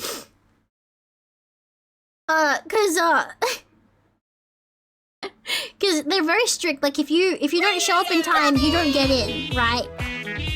And then my roommate shows out of nowhere, and he's like, all right, let's go. And then we had to rush back we had to, like, go through the security to get back into Poké Park Kanto. They also put stamps on us so we could get back in there. Do not forget to get the stamp if you're going back into the park. You need that. So we go through there, and we make a mad dash because the gym for Poké Park Kanto is all the way at the other side of this park, and we only just made it. We only just made it in there. I almost missed this. Only just.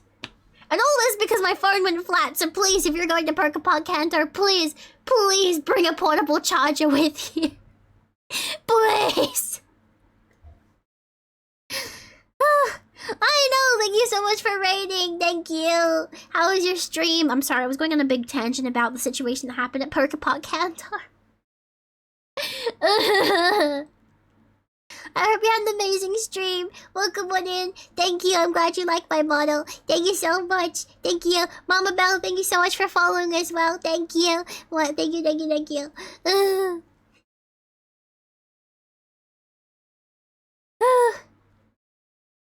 But that's fine. It's fine. Also, there was another situation with the phone going flat as well. There was this, there's this booth at Poké Park Kanto where they give you Pokemon, like, giant Pokemon cards. But there's, like, a square hole in them.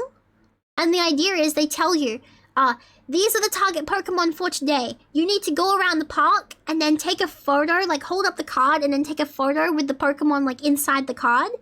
And I did that. I did it, but my phone went flat. So I walked up to them because it was like the park was about to close. And I was like, maybe by some chance, maybe, just maybe, they'll still let me have the prizes. And I was like, Simazen, my phone went flat. I did the thing, but my phone's gone flat. And I tried to show them my phone wouldn't turn on anymore. And I showed them I had the cards and everything. And the lady, she called up the manager or something. And the manager said it was fine, and I ended up getting the promo stickers, and all was well with the world. And then yeah, so that was really nice of them. They didn't have to do that, but I'm really happy they did because I would have been very sad. Because it took a while to find those goddamn Pokemon, let me tell you. I believe the Pokemon we had to find was Esper and Sprigatito, if I recall. Pretty sure those are the two. There's no Pikachu-themed portable chargers? I mean, there is, I just didn't have one. Which I really should have. And mind you, after this situation, I did carry around a charger with me literally everywhere after that, so yeah. But it was pure chaos that day because there was so many situations where you have to show your ticket, especially because the Pokemon Forest is the first thing when you go to Park Kanto, that's the first thing you walk into before you actually get to the main town. That's a timed event. Once you've gone through, you can't go back in. And then there is the Daisuke shop, which is the Pokepark Kanto store, basically, where all of the exclusive merchandise is. They do have merch booths inside Sedgetown, but they don't sell the really, like, good stuff that the other one does, and that is also a time thing. So when you get to the park, okay, here's what you're gonna do. Here's what we're gonna do. This is instructions from Hypervox, okay?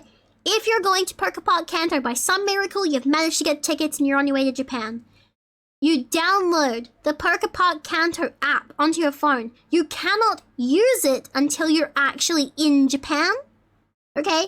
You need to be in Japan to use it. Then, when you go to the park, go onto the app, find your tickets, and you will be able to book time slots. This doesn't cost any money, by the way. No money. But you need to book time slots to go into the shop, the gym for the performances, and I don't think anything else. Unless you manage to get Ace Trainer passes, then you need to book tickets for the photo rooms, which are like these little houses you go into and you take photos with the mascots. They have different ones every day, by the way. So you, like, even if you go there, don't expect a specific Pokemon. They have specific ones every day. When I was there, I think it was Slowpoke and Psyduck. Yeah. When I went, it was Slowpoke and Psyduck in there. But yeah, make sure you are very careful with your time ticket as well, because again, they are very strict. You have to be there for the time, otherwise you don't get in. You have 15 minutes, okay? You can show up, like, once you're there, you have 15 minutes to be in the line. Even if it passes the time slot, you can still be in there, but I think they will eventually kick you out because, you know, they want other people to go in as well.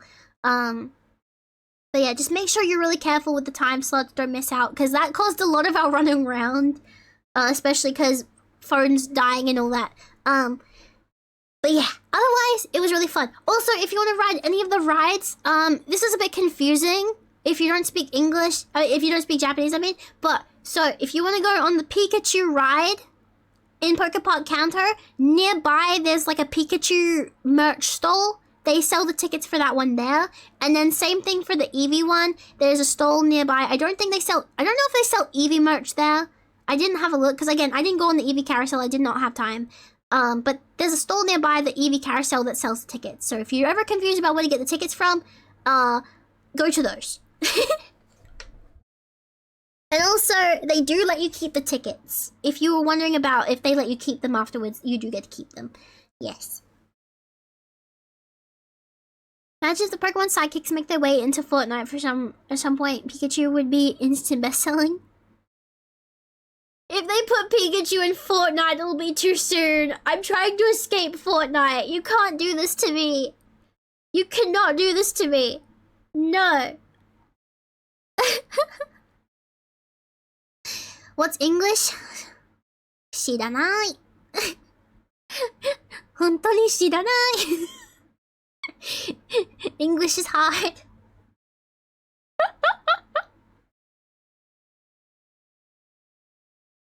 Ugh. Pikachu Fortnite sidekick. No! You know what? Pikachu doesn't need to be in Fortnite. Pikachu's in Smash Bros. That's good enough. That's good enough. Also, this is really cute. Okay, let me also tell you, because again, this is more things I found out while I was at the park. So, if you go to Poker Park Kanto, near the entrance, there is a shop in Yumamori and you'll notice if you look through the door, they are selling Poker Park Kanto merchandise. If you buy from this store, they will give you an exclusive limited edition shopping bag. It's literally just a plastic shopping bag, but you can only get this shopping bag if you buy Poker Park Kanto merch from this store. Which I did. Because I wanted the bag. I've kept like all of the shopping bags I got at Poker Park Kanto. But yeah, I just want to let you guys know about that one because it is a really cute bag. You can like frame it if you want. I don't know. I kept it. I don't know what I'm gonna do with it, but I kept it. There's also these brown paper bags you get at Poker Park itself that have like a really cute painted pattern on them. I've also kept those as well. And then the last thing I did at Poker Park Kanto was the stamp rally. But this was actually after Poker Park Kanto had closed. Okay, so if you go to the Yomamori Land information booth, okay, this is where you start. It was very hard to find because it was nighttime and everything was dark and all the lights were everywhere. But if you go to the information booth, you can get the piece of paper, the piece of card paper that has the circles for the stamps, okay? And then right on the wall to the right of the ladies in the booth, there's a map of Yomamori Land. Take a photo of it because it shows all of the locations of the stamps. I will warn you. Number 1 is very hard to find because it's not actually where it says it is. The only reason I was able to find the first stamp, because I went around and got the other ones. The only reason I could find the first stamp was because as we were like about to give up, this other lady who she must also be a tourist as well. She came up to us and she's like, "Do you need some help?" And we're like, "Yeah, we can't find this one." And she tells us, "Oh, yeah, that one's really hard because it's not actually where it says it is." And she told us where to go for it. So, yeah. The stamps are so pretty though. The only issue about the stamps is just like, some of them are, like, you'll find this is an issue if you're collecting stamps in Japan. Sometimes the ink is just dry, so you end up with a really pale stamp. In that case, try your hardest to push down, like, for a longer period of time, or like make sure you really try to get some of the ink on the stamp. But otherwise, yeah, you will not end up with a very nice looking stamp a lot of the time because people just leave the ink thing open, which is really annoying. Like my Skytree stamp I got, yeah, it was just the border. I didn't get all of the nice details of the Skytree stamp. It was just the border of it, which was really disappointing. Ugh. I did collect a fair amount of stamps though. And I definitely recommend you guys do that because a lot of the train stations and like the government buildings and stuff, they have stamps. Disneyland also does have stamps as well, just to let you know. They're a bit hard to find though. Anyway, I'm gonna go bathroom real quick, so we're gonna go on a break. I'll be back in a bit.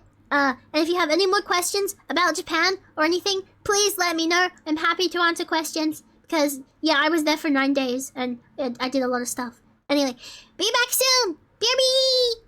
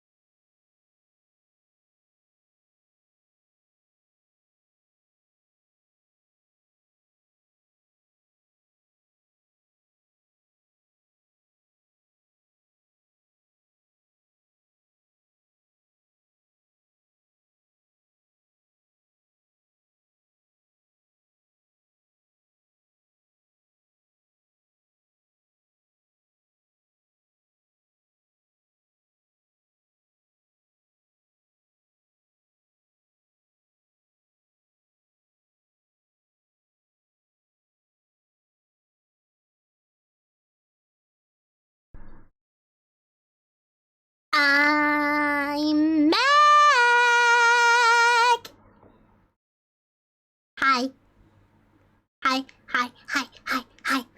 Hello. What I miss?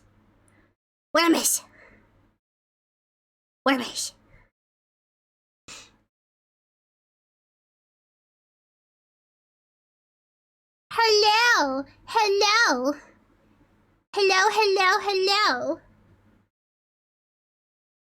Being the worst driver. Wow. Also, I had a thought, which is a rare occurrence for me, I know.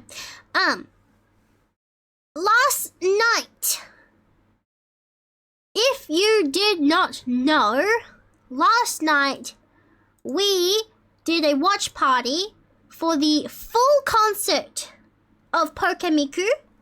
If you missed it last night, unfortunately, that sucks to suck.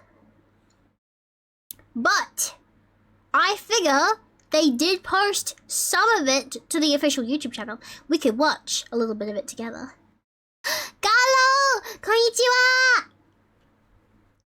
Hi, Gallo! How doing?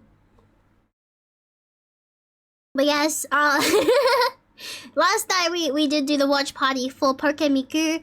Unfortunately, you guys, if you weren't there, you did unfortunately miss out on that. But we can watch some of it together because they put I think it's like the first 3 songs on YouTube. And I really do want to show you guys a bit of it. So that would be really, really good. Hello! Welcome on in. Let's go over here. Gallo, I just got back from Japan. I was just in Japan. It was really fun. Let's see.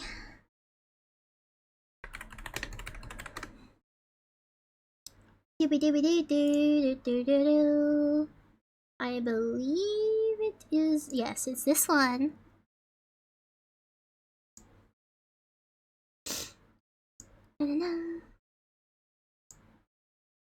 Alrighty.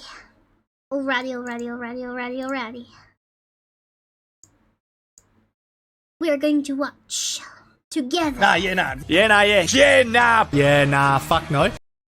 Yeah.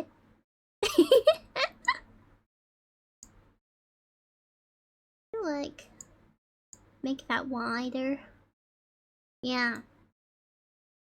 Alright, so they have posted the first 19 minutes of the concert to YouTube. So we're gonna watch this together. Indeed. I hope you guys have volume when I turn this on. Make sure that the quality is up. Now, so in the concert, my friends were like down near the controls. I am not in fact in this frame. I was like, hang on, if I can show you guys where I was. Ba-dum.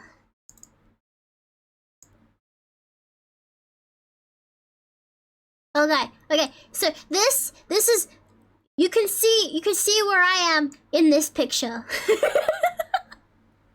I'm like, hang on, wait, zoom in. I'll zoom in. Keep zooming. I'm like, see this middle, this bit here, you can't see my mouse, but the part in the middle, right? Okay. I'm in there. I'm one of the people. She's in the frame! I'm in the frame! I think I'm pretty sure I'm like one of, how am I supposed to show this? How am I supposed to, wait, where is my automaton? I have an idea. I know how to show you where I am. Okay. I'm gonna use this to point, okay? So the tip of this is me pointing, okay? I think of all the people here, I'm pretty sure, I'm almost certain that I'm like right here. I'm right here. I'm pretty sure that's me right there. I'm pretty sure right there is me.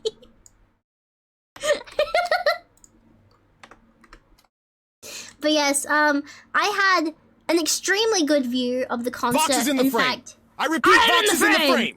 yes, I am in the frame. I am. Witness me.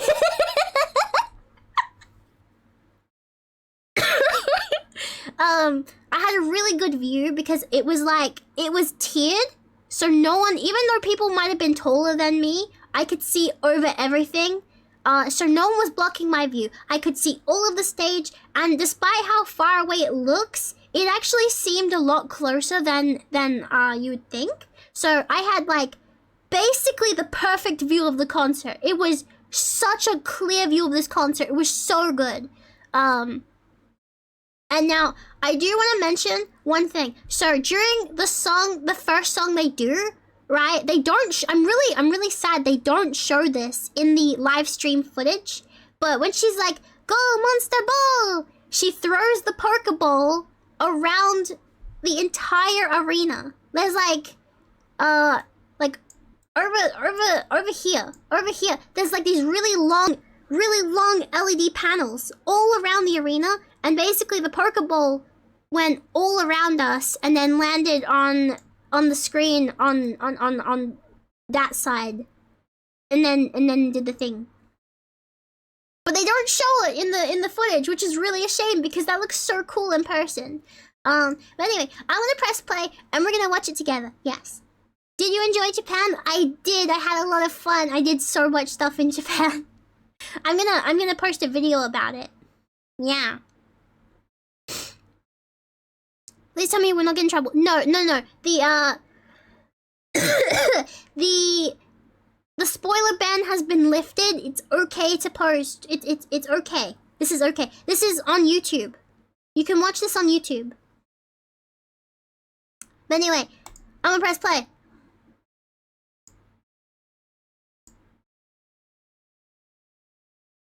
You guys have volume, right? I hope so.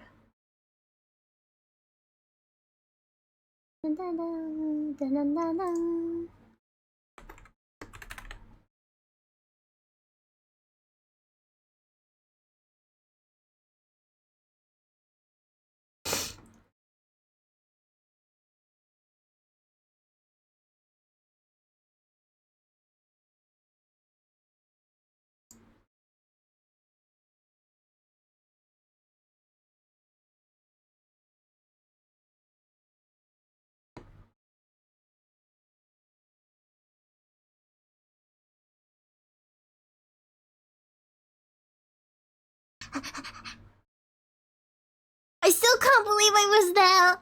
During this live stream, I was there. I was in the frame.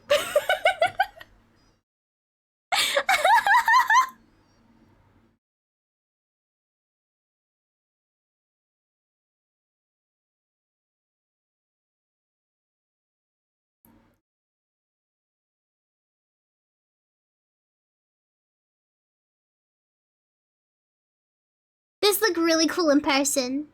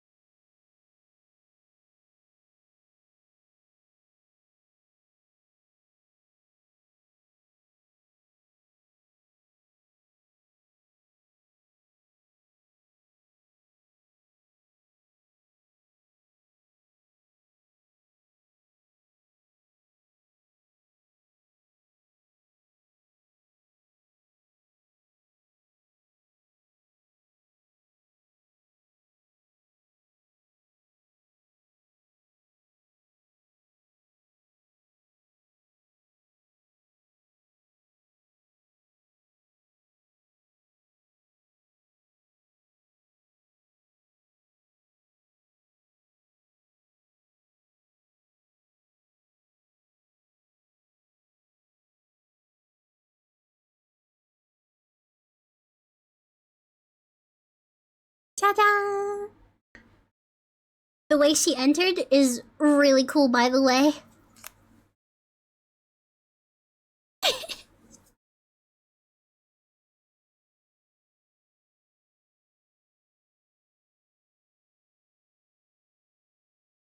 She fucking rides it on Maridon.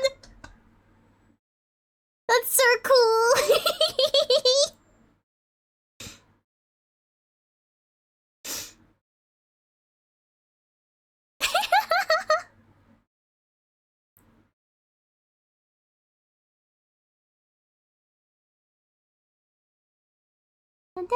Pikachu.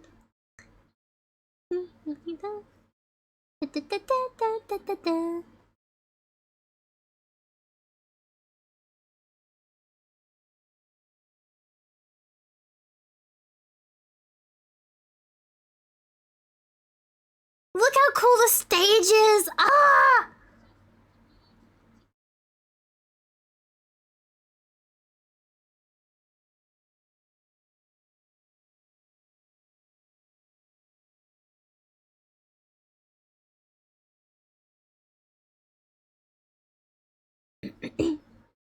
Oh, ah, ah, ah. Oh, ah, ah, ah.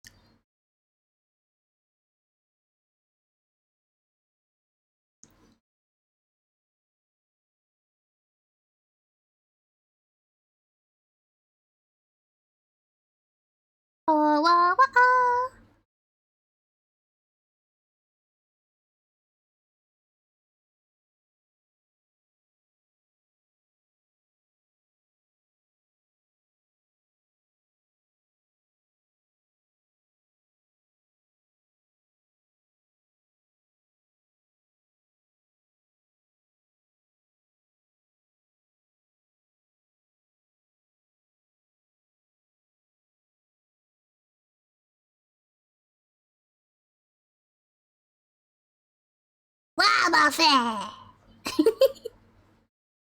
Yeah, this part, they don't show it, but it like whipped around us.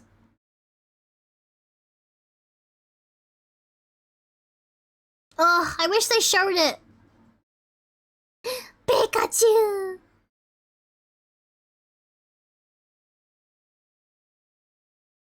Oh, ah, ah, ah.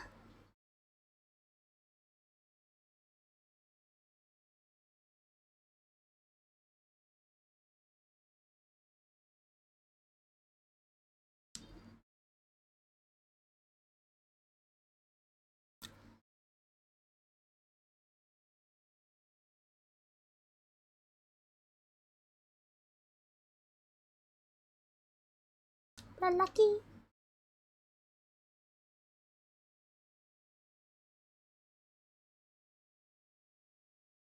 How cool is it? Ah! Ugh. By the way, these Pokeballs, right?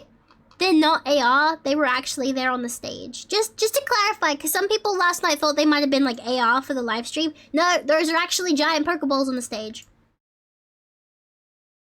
Yes. Yeah, this one's really cool.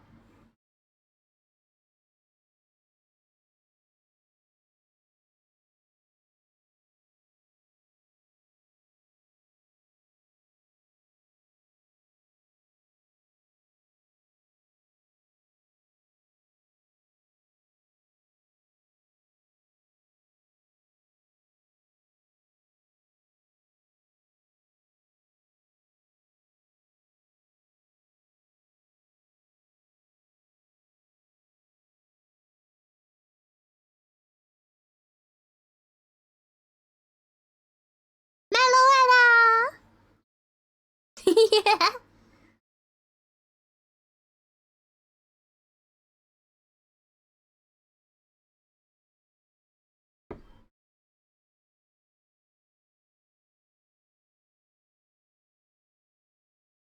Monster, monster, yeah, monster.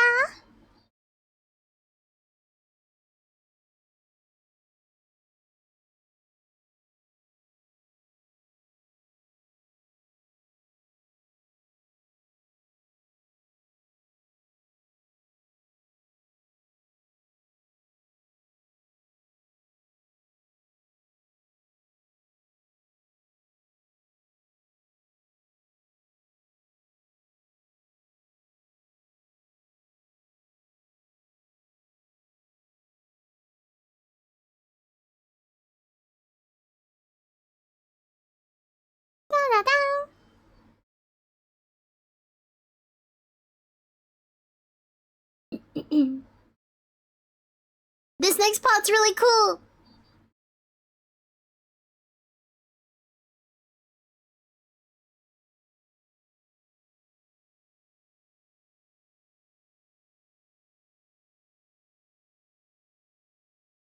Monster, monster, 私はモンスター。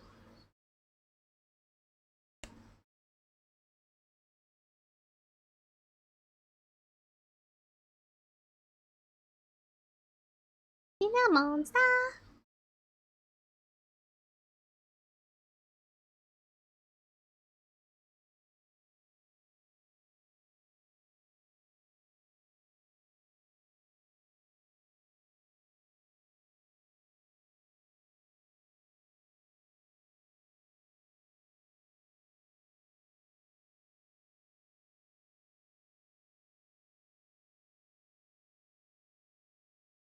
Yay!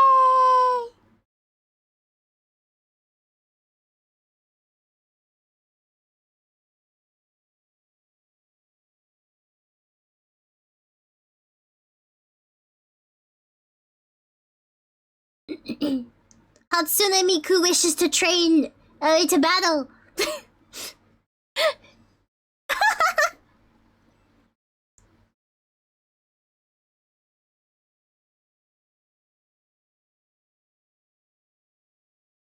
Also, I didn't notice. Her eyes are blue. I didn't see this at the actual concert because I was so far away. But her eyes are blue here. That's really cool.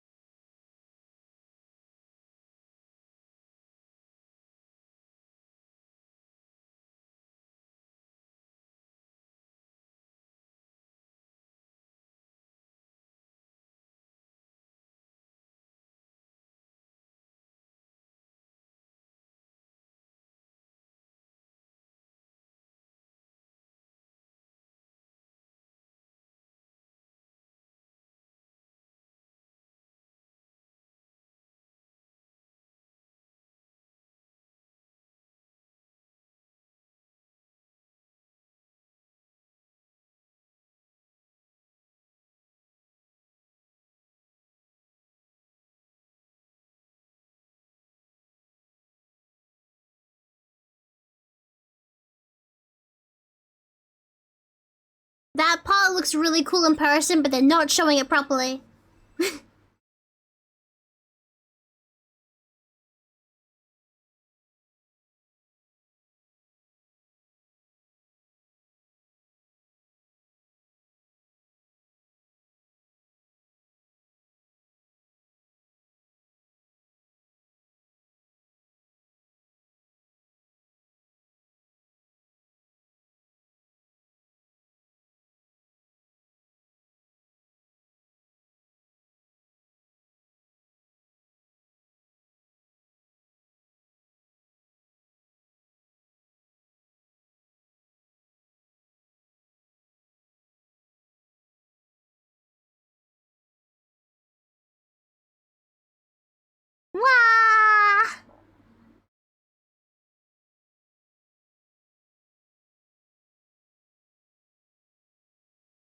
What if the whole album for concert?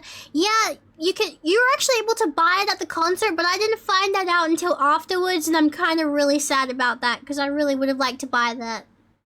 I didn't know.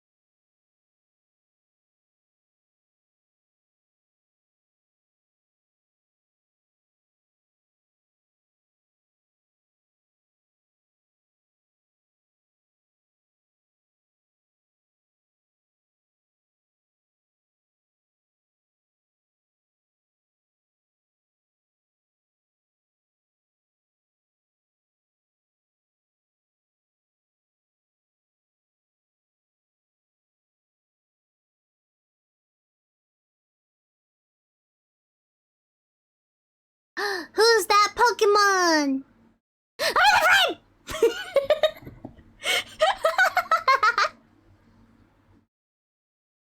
Yay!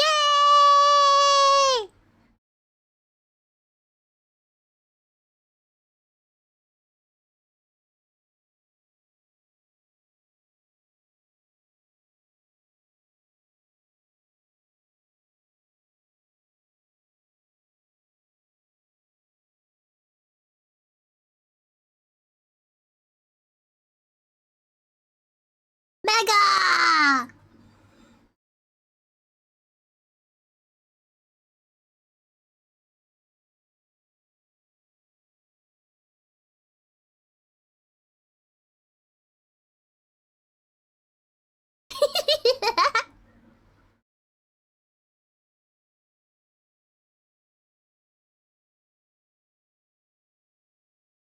Yay!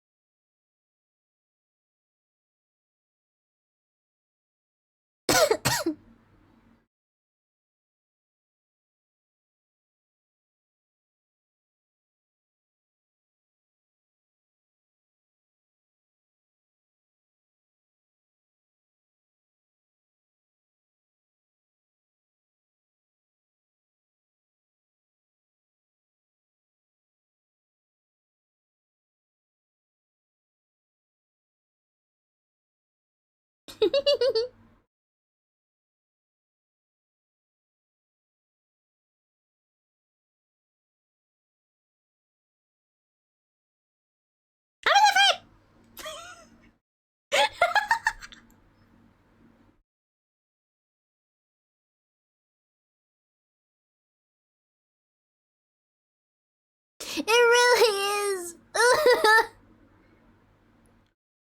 Oh, fuck, here he comes. Oh, Lord, he coming. Be better.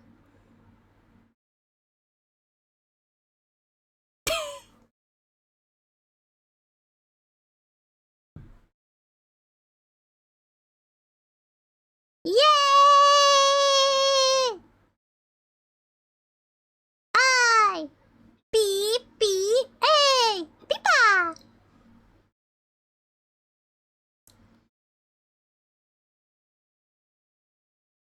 Unfortunately, this is where they cut you off, you freeloaders. Yes. That is unfortunately where the free preview ends, which is a real shame because that song is so fucking good. Yes, unfortunately that is the end of the freebie. If you would like to watch that again, here is the link to that video. And then, if you would like to watch the full thing... Oh, no. Oh, shit. No. No. I didn't realize my ticket was still active. Oops. So it turns out I can still watch the full thing. I didn't know that would be a thing. That's my bad. I'm so sorry. I just wanted to show... I just wanted to show... Anyway, yeah, so I just wanted to show everyone... You can watch it. You can watch it on this website. I didn't realize my ticket was still active for the online viewing. I didn't know. Anyway, I paid for this, okay? I paid. Meh. I paid. So, if you would like to watch this, I believe it costs like $30. And it seems like it lasts for a long time. Because I paid for this like last night around 9 p.m. And it's giving me like still a whole day to watch it. So just let you know, you can watch the full concert on Abema Global. Make sure it's on the global one. I just posted the link in the chat. If you would like to watch the full concert, please do so. It is a really good concert. Seriously, so many good moments you haven't even seen yet. It is worth paying for. If you don't want to pay for it, good luck watching it literally anywhere. They are releasing it on DVD. And if you want the DVD, oh my gosh. There we go. If you want the DVD, which I have already pre-ordered, Ami, as well as several other websites, you need to check the Pokemiku website for the affiliated ones. Please be careful, do not buy from scammers. You can buy the Blu-ray DVD, and now this is also a special version of the DVD. I don't believe there's not a special version of it, because this is the only one being sold. This comes with an acrylic standee of this artwork, I believe. So you get this artwork as an acrylic standee. You get a booklet. I can't remember what's in the booklet. I think it's an art book or something. I'm not sure. I can't remember. You get a special cover for the DVD. And there's some other bits and pieces you get with it too. Yeah. I mean, I bloody hope so for like the amount I paid for this DVD. If you want to buy this, it is $118 AUD. So yeah, just letting you know. If you would like to buy the DVD instead of paying for the online thing, there you go. The DVD is releasing in August, so you'll have to wait until August to get it. Just as a heads up, okay? Classy, thank you so much for raiding. Welcome on in. How doing? Welcome. Welcome. No, don't apologize. Don't apologize. It's okay. No need to apologize. But yes. That is the free preview. Once again, links are in chat if you would like to watch this again. They did have another one posted, but it looks like it's been taken down now. They had the performance with Teto and Miku up on YouTube, but I think that was for April Fool's Days only, because April Fool's Day is Teto's birthday. So unfortunately, you did miss that one. I did post in the Discord, but yeah, I think you have missed out on that one, unfortunately. But yeah, if you would like to watch that, please go to Hatsune Miku channel. She has it there. Yes, indeed. Indeed. But what did you guys think? Like, just from that snippet you saw, what was the opinions? What did you think? Because like honestly, having having been a watcher of Miku concerts for years now and having attended Miku Expo and now Project Voltage is perhaps the best concert they have ever done. No shot. Literally best concert they have ever done, in my opinion.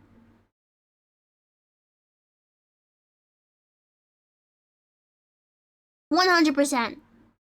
Like, don't get me wrong, Decor Miku was also really good, but Decor Miku was it wasn't an official concert by Krypton, so I'm not fully counting it. It's an insanely good concert on its own though. But yeah, Poke Miku being an official concert, holy shit. Literally the best they've ever done. I want to reiterate though, and I need to reiterate this though.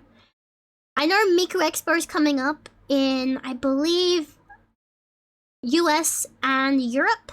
Please do not expect it to be as good as Poke Miku or even Magical Mirai or whatever. Because Miku Expo has always been on the lower end of the concerts. Miku Expo has always been like, kinda, they reuse footage. It's basically like a mishmash of other concerts, basically. Now, they are making improvements. Okay, the screen is definitely got, like, after seeing the recent Miku Expo that happened in Asia, definitely have been improvements. I just want to make sure that no one's getting their hopes up that it's going to look as good as this did. Maybe it will, but please don't get your hopes up. Like, just enjoy the concert for what it is. So many people get upset about Miku Expo, and it's like, we're so lucky to have Miku Expo. Even if it's not the highest quality concerts, at least they're going out of their way to come to us in our countries. Because, like, dude, going to Japan was expensive, okay? Going to Japan was expensive. And mind you, Japan itself, it's not exactly expensive, but it's still a lot of money. So, be grateful. Yeah. Doing a dungeon in the D&D Online MMO and they locked a quest behind the magic door. My character's too stupid to open. Have you considered using a brick? A brick can open many doors, Ed boy.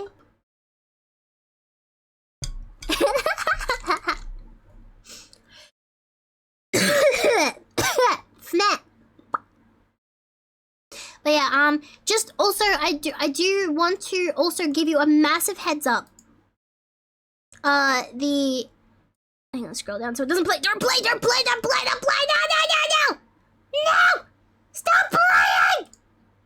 Anyway, you have, okay, this is the cutoff. After this goes away, you will not be able to watch this concert unless you buy the DVD. Okay? I'm just letting you know, you will not be able to watch this anymore after April 6th at 12:29 a.m. Okay? After April 6th, 12:29 a.m. I believe this is in my local time. So, whatever that is for you right now, I don't know. But please be in mind, you will not be able to watch it after that time. So you have today, tomorrow, and then, yeah, actually no, you have today and tomorrow to watch this concert. Just letting you know. So yeah, the links are in the chat if you scroll up, but make sure if you want to watch this concert, you do so as soon as possible, because otherwise you will miss out. And I want to reiterate as well, they have a cutoff period, okay? So this concert is 2 hours long. So if you're trying to buy a ticket 30 minutes before this ends, you are not going to be able to. They do account for the time it takes to watch the concert. They will cut you off before the end time, okay? This is when you won't be able to watch it anymore, but you won't be able to buy a ticket to watch it online after that, okay? Viewing period ends in 1 day. You got 1 day left. Watch it! It's in red, look. You gotta watch it. This is also the first Miku concert that has an exclusive set list of entirely new songs. Every song in this concert is exclusive to this concert. There is no, like, if you've been a Vocaloid fan for years, you're not gonna hear World Is Mine, you're not gonna get Senbon Sakura. No, every single song in this concert is unique to this one. So that makes it, like, even more of a special experience, because it's not like any other concert you've seen before from Miku. It's a very cool one. But yeah, I have to turn that off now, because I don't want to get in trouble.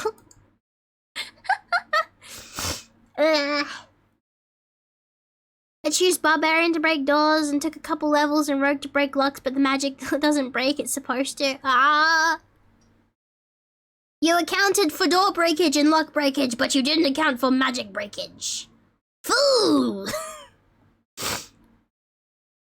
Hoping for the whole album to come out. It is out. Yeah, like I said, they were selling the entire album at the concert and I just didn't know. I feel so stupid. Cause like, I pre-ordered my merchandise online already, but they weren't selling the album until the actual concert. And I didn't go to the official merch booth. I went to the Pokemon Center one. So I didn't see. I feel so stupid. They are planning to release merchandise online again at some point. They still haven't done it, but they said that because of the overwhelming demand, they're going to. So I will let you guys know when the merch drops again. And hopefully they'll include all of it, and the CD will be part of that. So, yeah. Here's hoping, at least. Smartest Vox known to Vox, probably. Yeah, that's me. That's me. I'm very intelligent. I was so on top of everything, but I missed the fucking CD, and I'm really upset at myself for that. God damn it!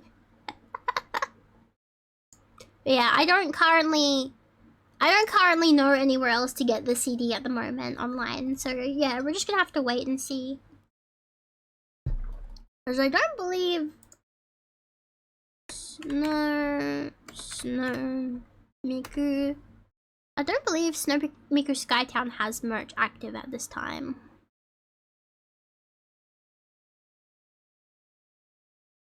Yeah, no, it's still inactive, but this is where they will post it if they do re-release the merchandise, as a heads up. Yes. Indeed, indeed. Are there any more questions about Japan? Perhaps. Wait, I could show you the rides I went on. Wait, I could show you the rides I went on. That would be fun.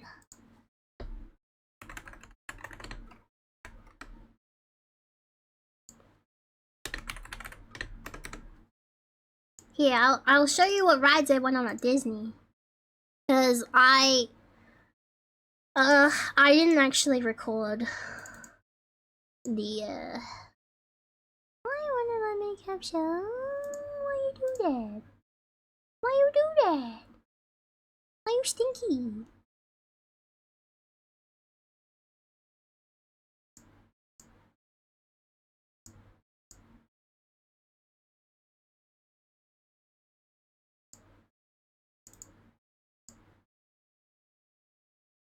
Oh, it's being mean to me. Oh, I hate when it's mean to me. Here where I'm I wasn't riding anyone. I was riding the rides at the park. At the Disneyland. I went to Disneyland. Yes. I went on this one. This one just about destroyed my legs though, let me tell you. Hey yo, thank you so much for raiding! How you doing, Noe? Welcome, Manin. Welcome, welcome. Alright, so let me tell you about this ride, because this ride straight up fucking destroyed my legs. They do. They have Disney Sea Resort and they have Disneyland both next to each other. Okay, so sorry my nose. This ride we decided to go on at the last second before the park was closing.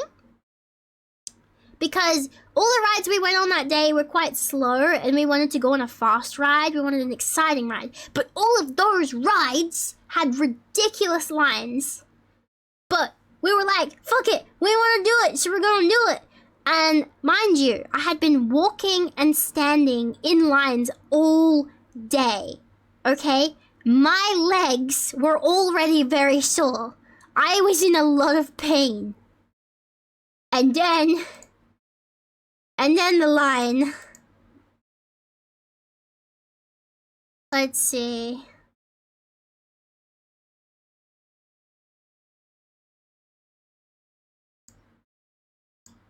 Oh, this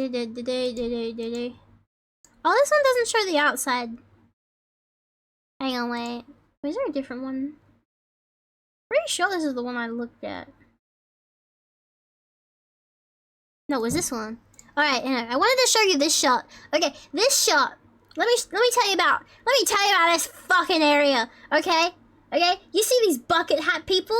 You see these bucket hat people right there? You see them? That, from the distance of the ride in the back to where they are, and probably a bit further, was the line. There were so many people, okay?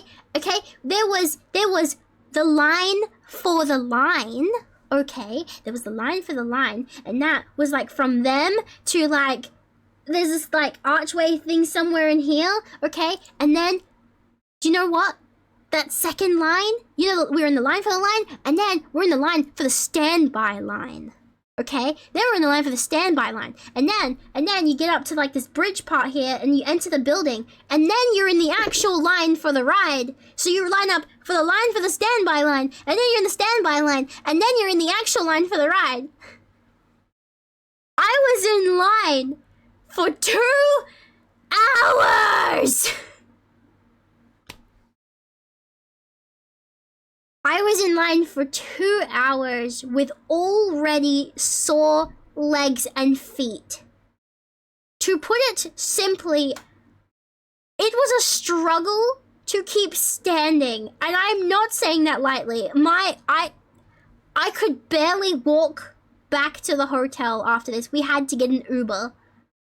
And also, before I leave this part out, I also may have, you remember my ankle injury? You guys remember my injured ankle that I have? Well, my injured ankle got very upset with me during this lineup situation. Very, very upset indeed. Yeah, I couldn't walk. I wasn't able to walk.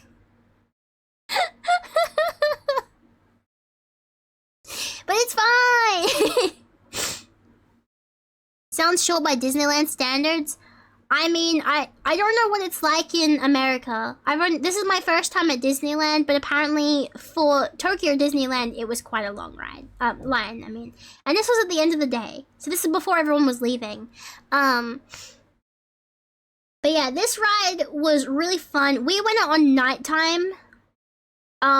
And let me tell you, this ride is different at nighttime because some of the tunnels we go into were pitch black. And they went on for quite a while because they were pitch black. Like, so you're going full speed on this fuck-ass roller coaster and you can't see a thing.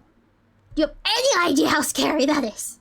This is also my first roller coaster ever, by the way. Just letting you guys know, this was my first time on a roller coaster. It was quite scary, but it was also very fun. Anyway, I'm going to show you what it was like. Big Thunder Mountain. Oh yeah, I saw that thing too. I didn't go on it, but I did take photos of that.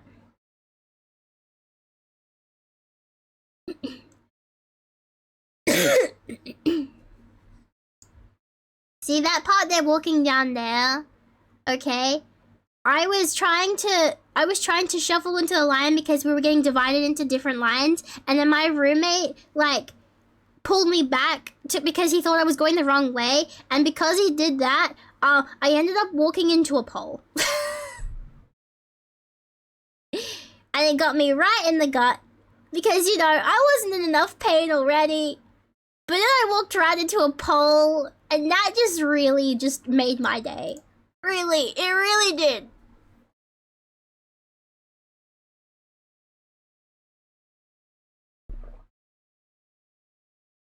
Yippee!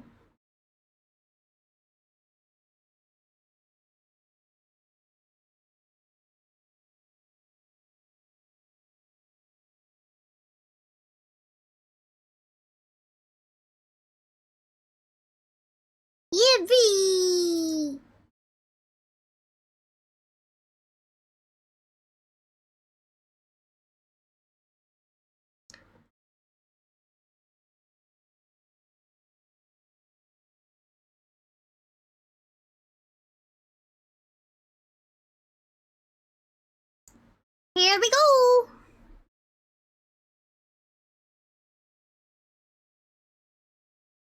Everyone put your hands up. It's more fun when you put your hands up. Put your hands up. Yeah!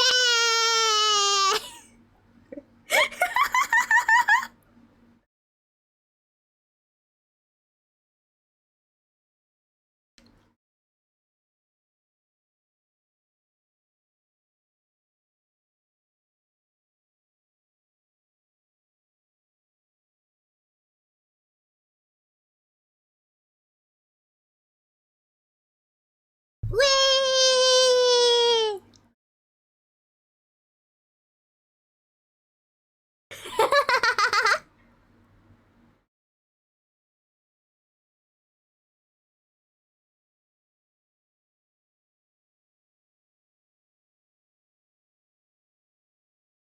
Also, this thing was going pretty fast. Like, I don't know how well it translated through the video, but you go really fast on this thing.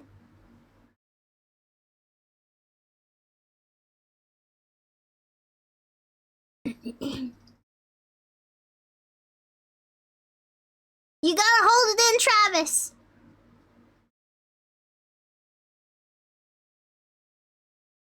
Hi, Multi. Welcome on in. Whee!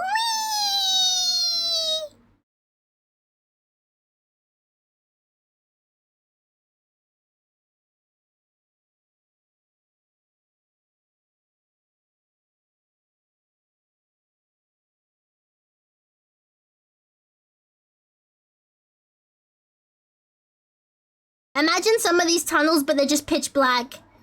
Imagine. Just pitch black tunnels. Also, right here, I thought was when the ride was ending.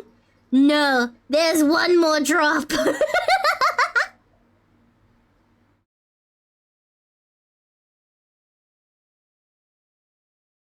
We're watching one of the rides I went on in Disneyland. Yippee! Oh, it was so much fun, but that line was so brutal. This tunnel was pitch black for me. At nighttime, this tunnel was just pitch black.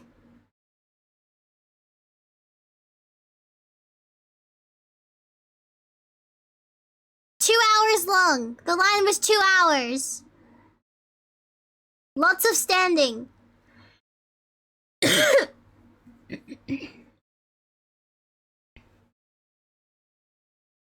I mean, look, the line was brutal, but honestly, this was a really fun ride. Like, extremely fun. What did it cost? My legs. My legs! Australia doesn't have Disney. This was in Tokyo. I went to Disneyland in Tokyo. Tokyo Disneyland. Which, honestly, like, I'm not gonna lie to you guys.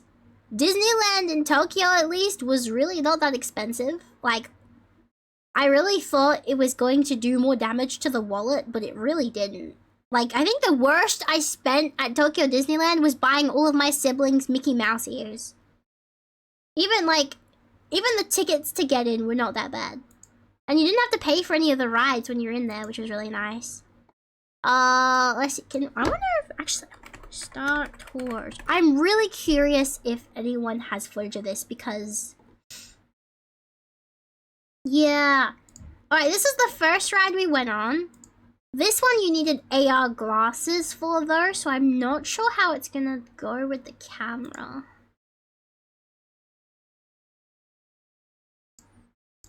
I have siblings. Yeah, I am the eldest of 6 kids.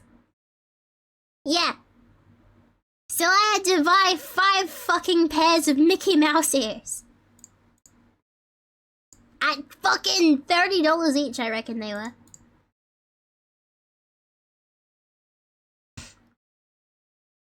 This was really fun. Like, so the way that this place is set up, it looks like an airport terminal, but it's like a space one. I thought this place was really cool.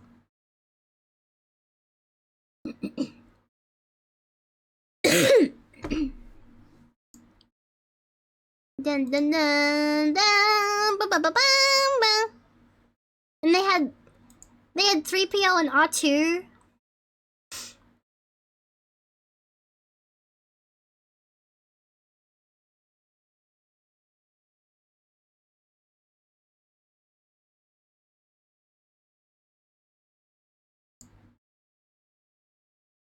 This guy's like getting through the line really quickly.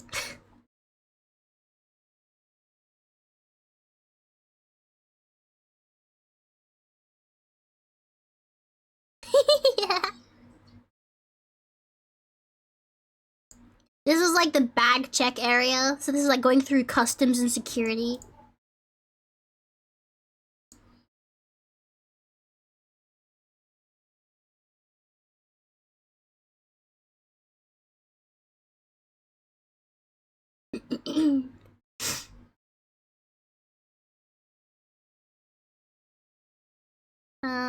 I won't spoil all of it though. I'll just... Yeah, so... This was like boarding our flight kind of situation.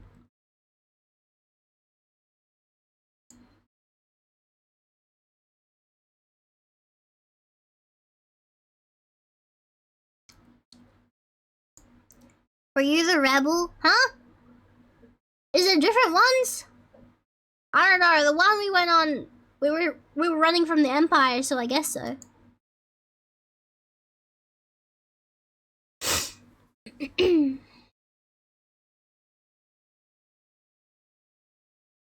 So on this ride, I was sitting like right. See this chick in the white shirt? I was sitting where she's standing.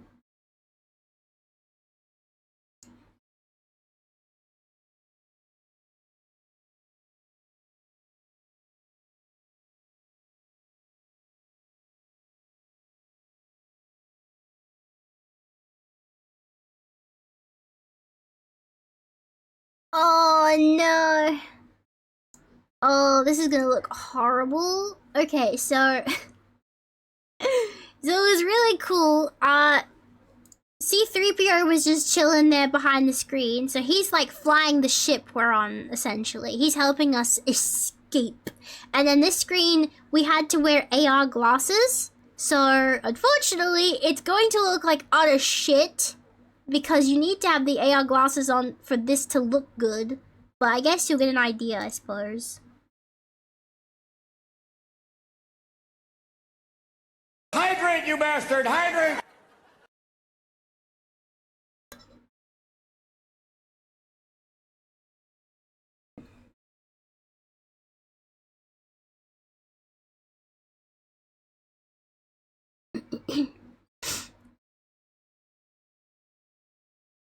Whee!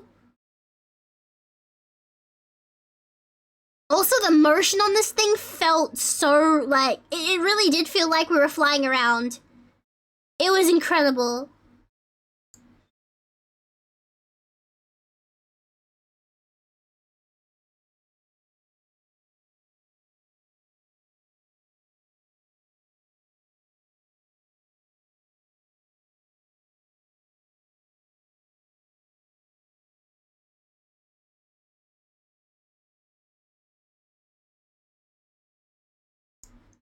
But I don't want to spoil the whole ride, so I'm not gonna play it all. If you want to see the actual ride, you should either look it up yourself and spoil it for yourself, or you go to Disneyland and experience it. I don't want to spoil the full thing. And having said that, I did record a bunch of stuff at Tokyo, but please be in mind, I made a fact to not record full experiences of everything, because again, I don't want to do like a full spoiler situation. So like some of the stuff I went to, either I wasn't allowed to film or I chose not to film entirely. I did film some of it, but not all of it, because I don't want to spoil the full thing. Yeah. What's your favorite ride as a kid? Hell yeah, it was so fun. I also went on, we went on Pirates of the Caribbean, and we did Haunted Mansion. And then there was the, let's see, Stitch. Like the Stitch one. Yeah. We didn't really know what this was, but it was Stitch, so I wanted to go in anyway. And it ended up being really cute.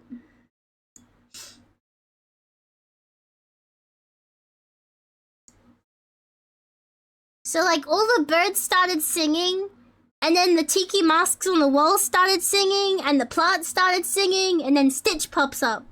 It's really cute.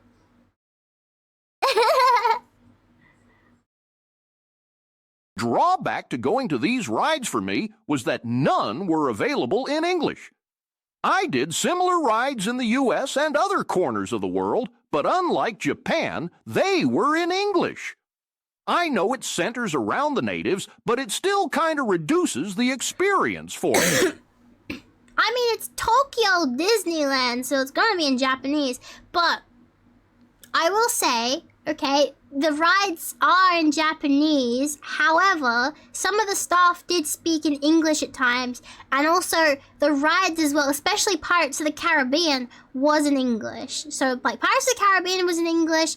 Parts of, there were, like, there's parts of other rides that were in English. Like, they would play Japanese audio, and then they would go to English audio. Like, the Star Tours one there, the robot that speaks to you before the start of the ride, she actually swaps to English, and then she goes back to Japanese. So, yeah. There are some rides that do feature English. Like, there's enough English around Tokyo Disneyland to navigate, I reckon. Yeah. But from what I understand for this, it's more of a performance thing. We all sat in a circle around it.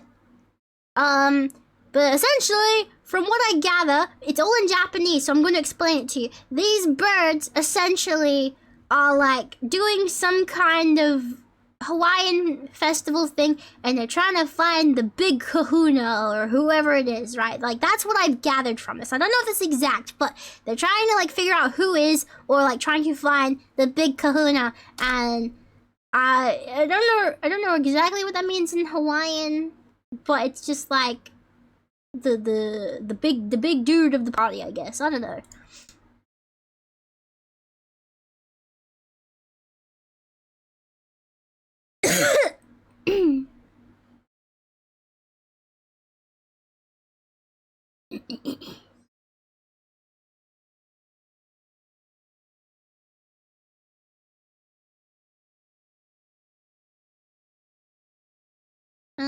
I'll skip ahead. I don't want to show all of it. Where's the part where Stitch pops out? Yeah.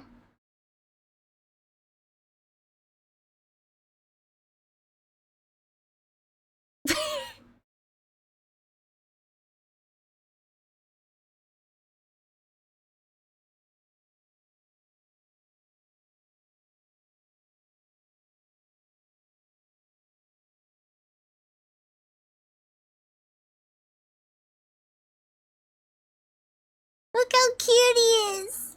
He's so cute! Wait, there's no audio? Wait, you guys not able to hear anything this whole time? Oh. Wait, I know what happened. I know what happened. I knew what happened.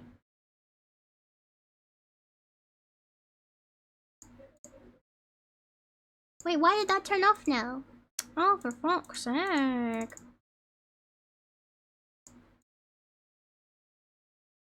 There. Ah! You don't tell me this entire time. You don't tell. Chat. If there are audio issues on a live stream, you need to tell the streamer.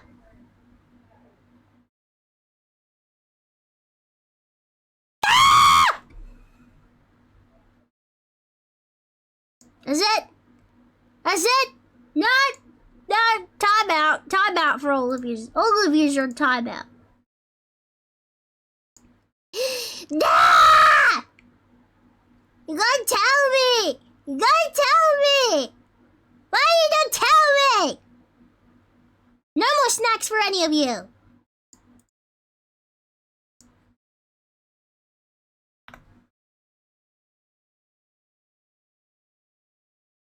Nah!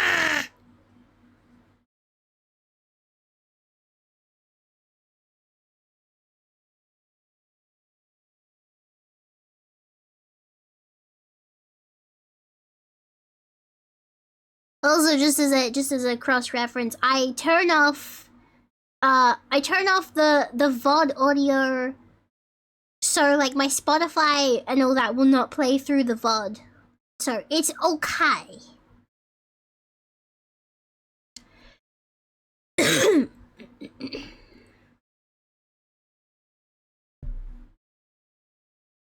Ba ba ba ba ba ba ba ba ba.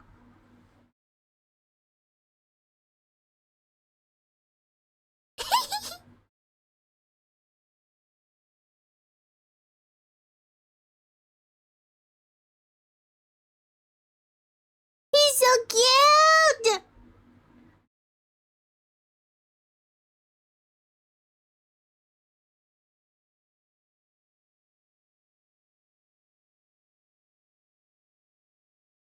Patiki papa.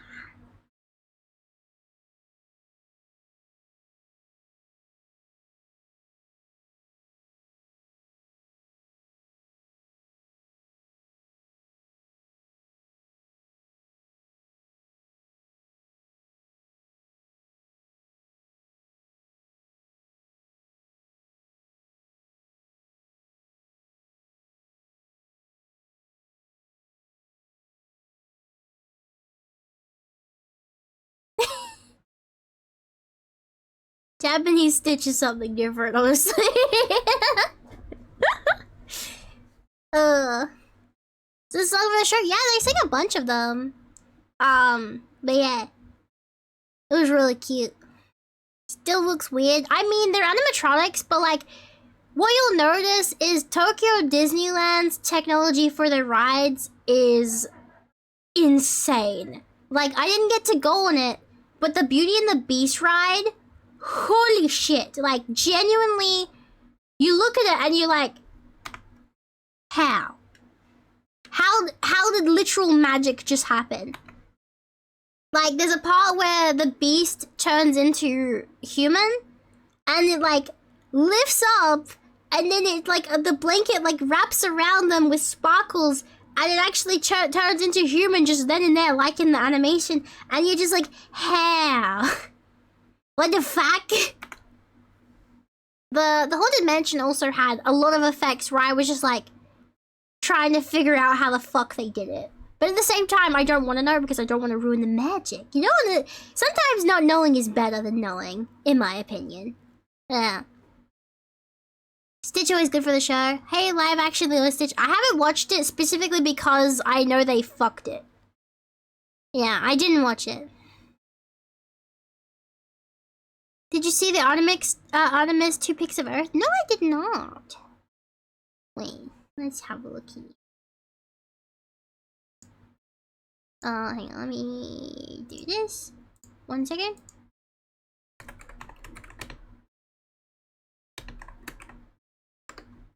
Earth photos.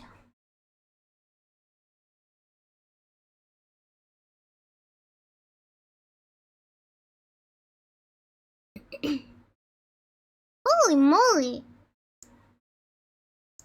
Alright, hang on.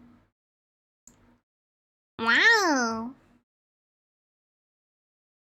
That's actually insane.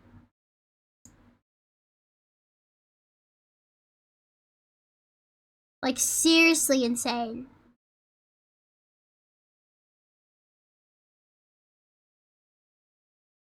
I mean, I know our cameras are, like, way more advanced now, but damn. Can you imagine once we, like, finally make the technology to be able to land on some of the planets we have not been able to? Can you imagine being able to see what the surface of those planets looks like? That would be insane.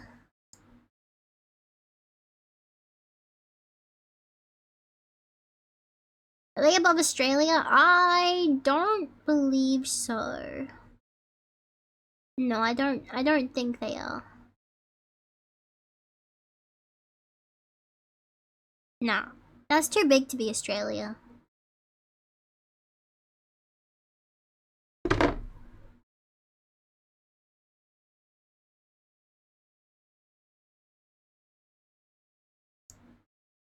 Do.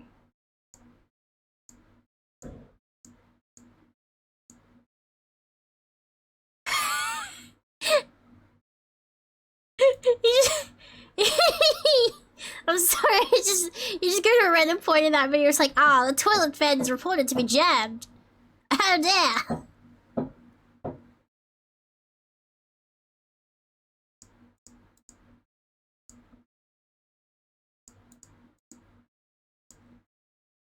Crazy.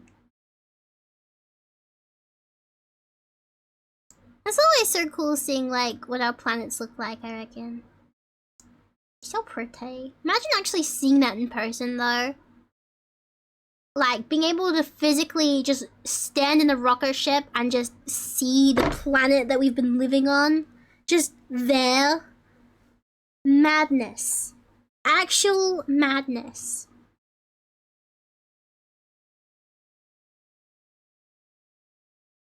Ah. What now? What now? What do we do now?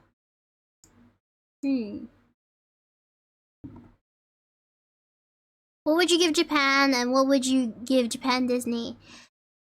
Honest thoughts on Japan? I think for me, Japan is definitely a nice place to visit. I don't think I'd want to live there. It has, like with any place, okay?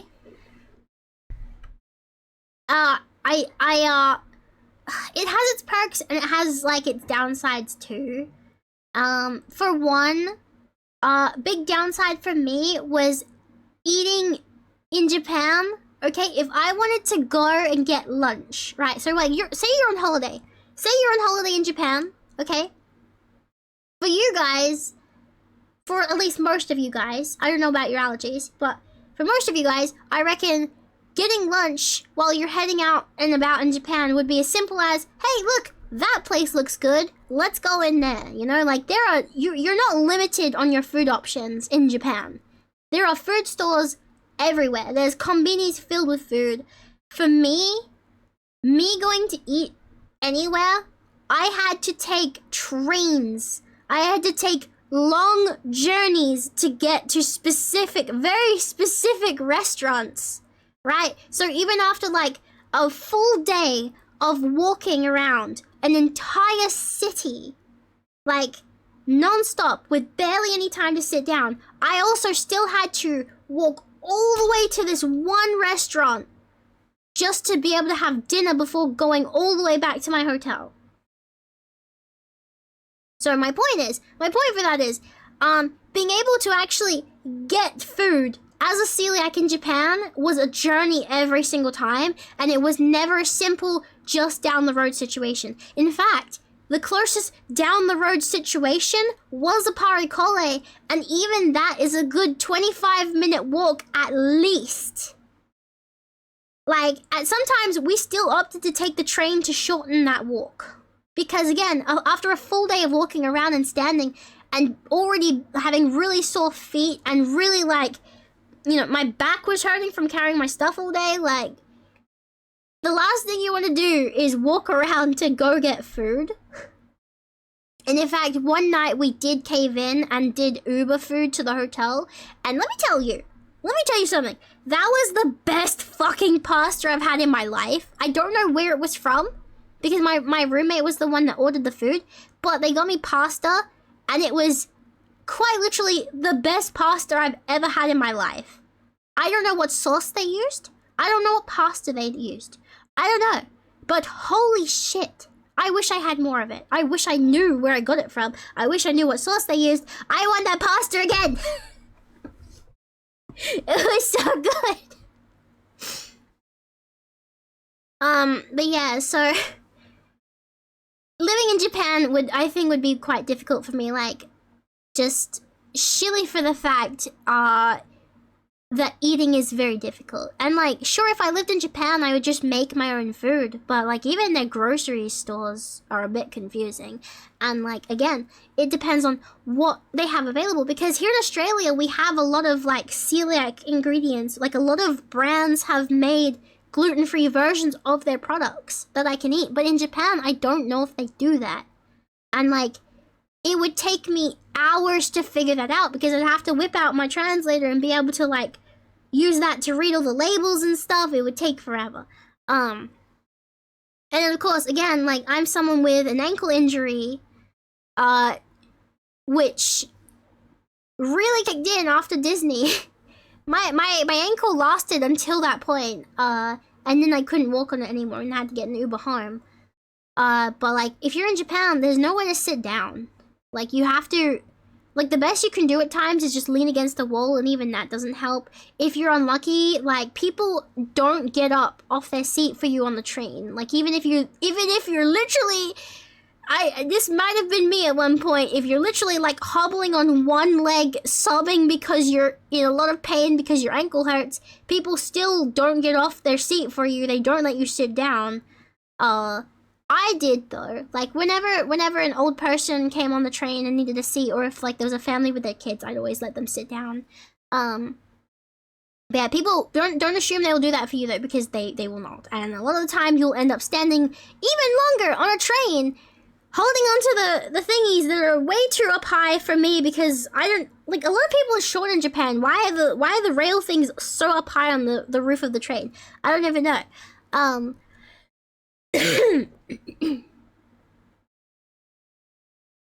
But yeah, it was a lot of walking, not great for ankle injuries, not great for celiacs. But like, having said that, the food I did eat, the food I did travel for, was worth it. I think the only place that really wasn't worth it was this like Wagyu burger place. And mind you, they spent quite a bit of time talking themselves up to us, like trying, this is our story, we're like #1 on this thing. Like, dude, I gotta tell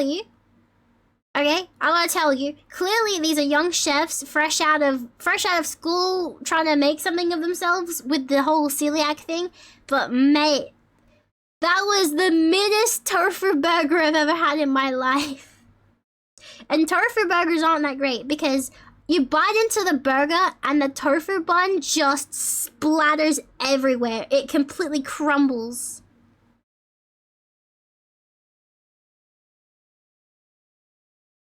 It just crumbled everywhere. That was like the worst food I had in Japan. I didn't even finish it. But it was expensive. Like, that place is also very expensive. Please be warned, if you do find a place that's like some Wagyu burger for celiacs, it's very, very expensive. Their food is not worth the price. So just be careful. There was a ramen place we went to. Now, they do advertise as gluten-free, but I need to reiterate, just because it's gluten-free does not mean it's celiac safe. And their ramen, they cannot guarantee cross-contamination won't happen. So if you're celiac, stick to the fried chicken and chips. Those were safe. I had those. They tasted like KFC. It was fucking amazing. And I didn't have a reaction. So get their chips and chicken. Just avoid the ramen if you can. They were really good. Ramen has gluten. Sometimes it's possible to make gluten-free ramen. It's more like the cross-contamination because they also made non-gluten-free stuff there. That's why. Also, the lineup was really, really long, and dude, I actually witnessed some rude-ass tourists. Like, everyone was lined up, and then this big group of people just, like, cut in front of us in the line, and then this couple, like, they got their ticket to wait in line, but then just walked inside anyway.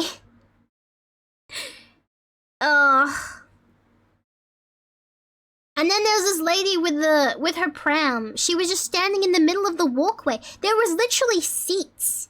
There were seats. She could have been out of the way. But then she was like just standing in the middle of the pathway, and everyone's trying to like get past her and her bloody pram. It's just fucking sit down, woman. Probably Americans. I believe like some of them were Americans and the other ones were Italian. Yeah, I believe it was Americans and Italians this time around. I think the rudest person I saw was on the way home. There was this family in the middle of the airplane, like in the middle seats of the airplane, and like the air flight lady, she was just doing her job. She was just telling the parents to make sure that their kids were buckled up because it's not safe otherwise. And the guy snaps at her for no reason. He's like, "Can't you see I'm doing it? I'm fucking doing it." And like, dude, she's just doing her job. Leave her alone. Jesus.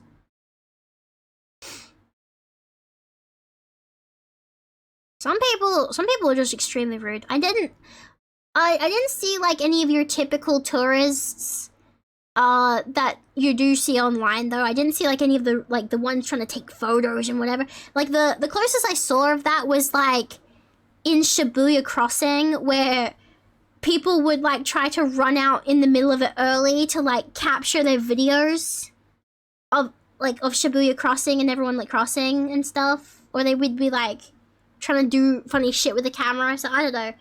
Shibuya Crossing was not that impressive. I'm not gonna lie, it's not even that big. It really, it's just a crossing. It's not that big of a crossing. It's nothing impressive. You know what was more impressive? Just the view of the buildings around the crossing. I was like, the first thing that I noticed in Shibuya was the big building that was in Alice in Borderland. That was what I got excited about. I was like, holy shit, it's the building from the Alice in Borderland, the TV show. Fuck yeah. Homeland. That's what I got excited about. I don't know why people get all like excited about the crossing. It's just a crossing. The 109 building was really cool too, but I kind of, for some reason, I expected it to be bigger, like at least taller. It was not as tall as I thought it was going to be. I also didn't recognize it at first because they changed the logo in front of it now. The logo looks different. 104 building? I haven't seen the 104 building. I saw the 109 building.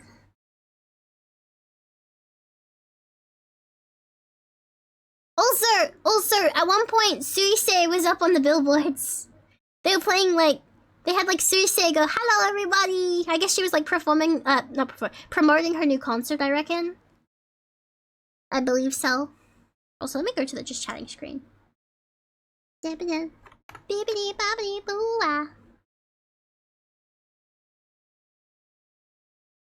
Suisei! From Hololive! Masimashi Suisei! Suisei.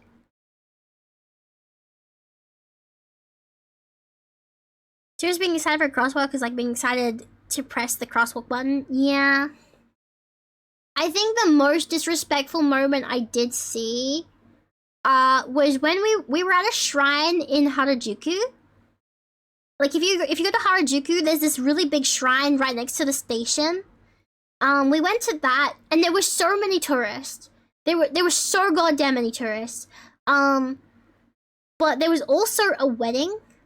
And I remember, like, this guy came out and he was asking everyone to, like, basically, part the Red Sea, get out of the way, make space, people coming through. And I remember, like, everyone just, like, lined up on each side of this space. And there was this wedding proceed happening, and there was, like, this big line of people just walking through, and you had the bride in like traditional wedding clothes and everything. All their family members were in kimonos and stuff. It was so fucking pretty. It was so goddamn pretty. I didn't take any videos. Obviously, it's someone's fucking wedding. I'm not gonna videotape that. I felt like that was a weird thing to do. But everyone around me was like putting their cameras out. Like everyone around me was just shoving their cameras towards these people. And I remember this one woman, right? Like I'm standing trying to like, you know, check out the people walking by. And this one woman pushes me aside and stands in front of me and just blocks my view. And I'm like, bitch? And she had her camera out too. Ugh. I hate when people do that. Like, there's nothing more I hate than when someone is clearly taller than you and they just push you to the side and step right in front of you when you're trying to look at something. I don't think there's anything I hate more than when tall people just step in front of a short person and completely block their view. I think that's the fucking, like, it's not like you couldn't stand behind me. Like, you could literally stand behind me. It's like, this was a tall lady. She could have stood behind me and seen just as easily. Like, there's no way I would have blocked her view. And I hate when tall people stand in front of you and just block your view because it's like, you're so short. You're like under their shoulder height. There's no need. Just stand behind me. I'm not blocking your view. The only thing I'm blocking is how fucking close you are to things. And like, it's not like that matters. We were near the front anyway. We were right near the front anyway. I don't see a reason for it.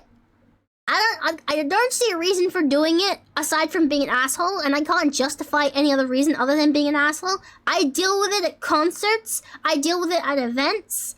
All the fucking time. All the time. And it's like, bruh, I'm shorter than you. Let me look too. It's so fucking rude. Aside from that, the shrine was really pretty. The view, like all the scenery, the trees and stuff, they were so pretty.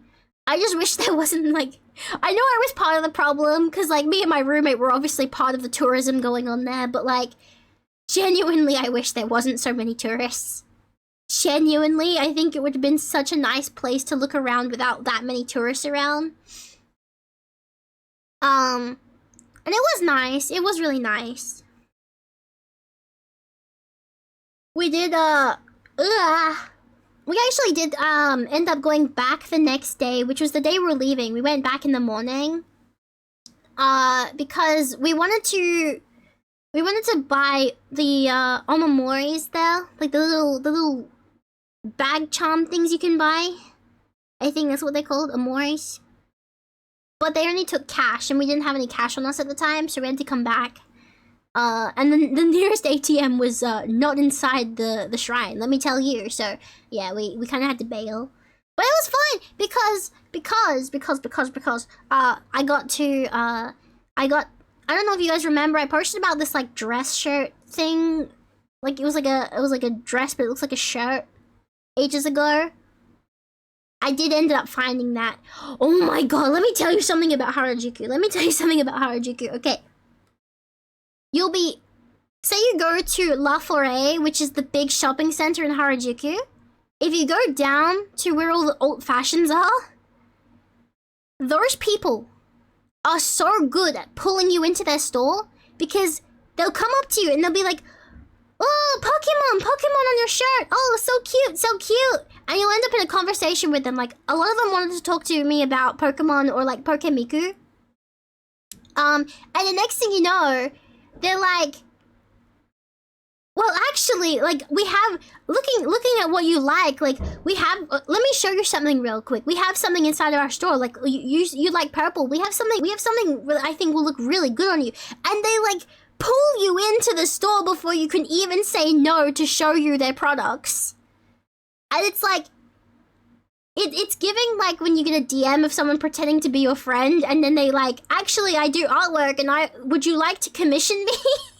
It was giving that, but it was like, it wasn't a bad experience. I want to reiterate this, actually. It wasn't a bad experience. They were very nice people, and the way that they dressed up was really fucking cool. They were really nice. They were really nice people. It did feel really awkward when they were trying to like lure you in to buy something, and I'm like, dude, I can't. I'm tapped out. I've already bought stuff. I'm sorry.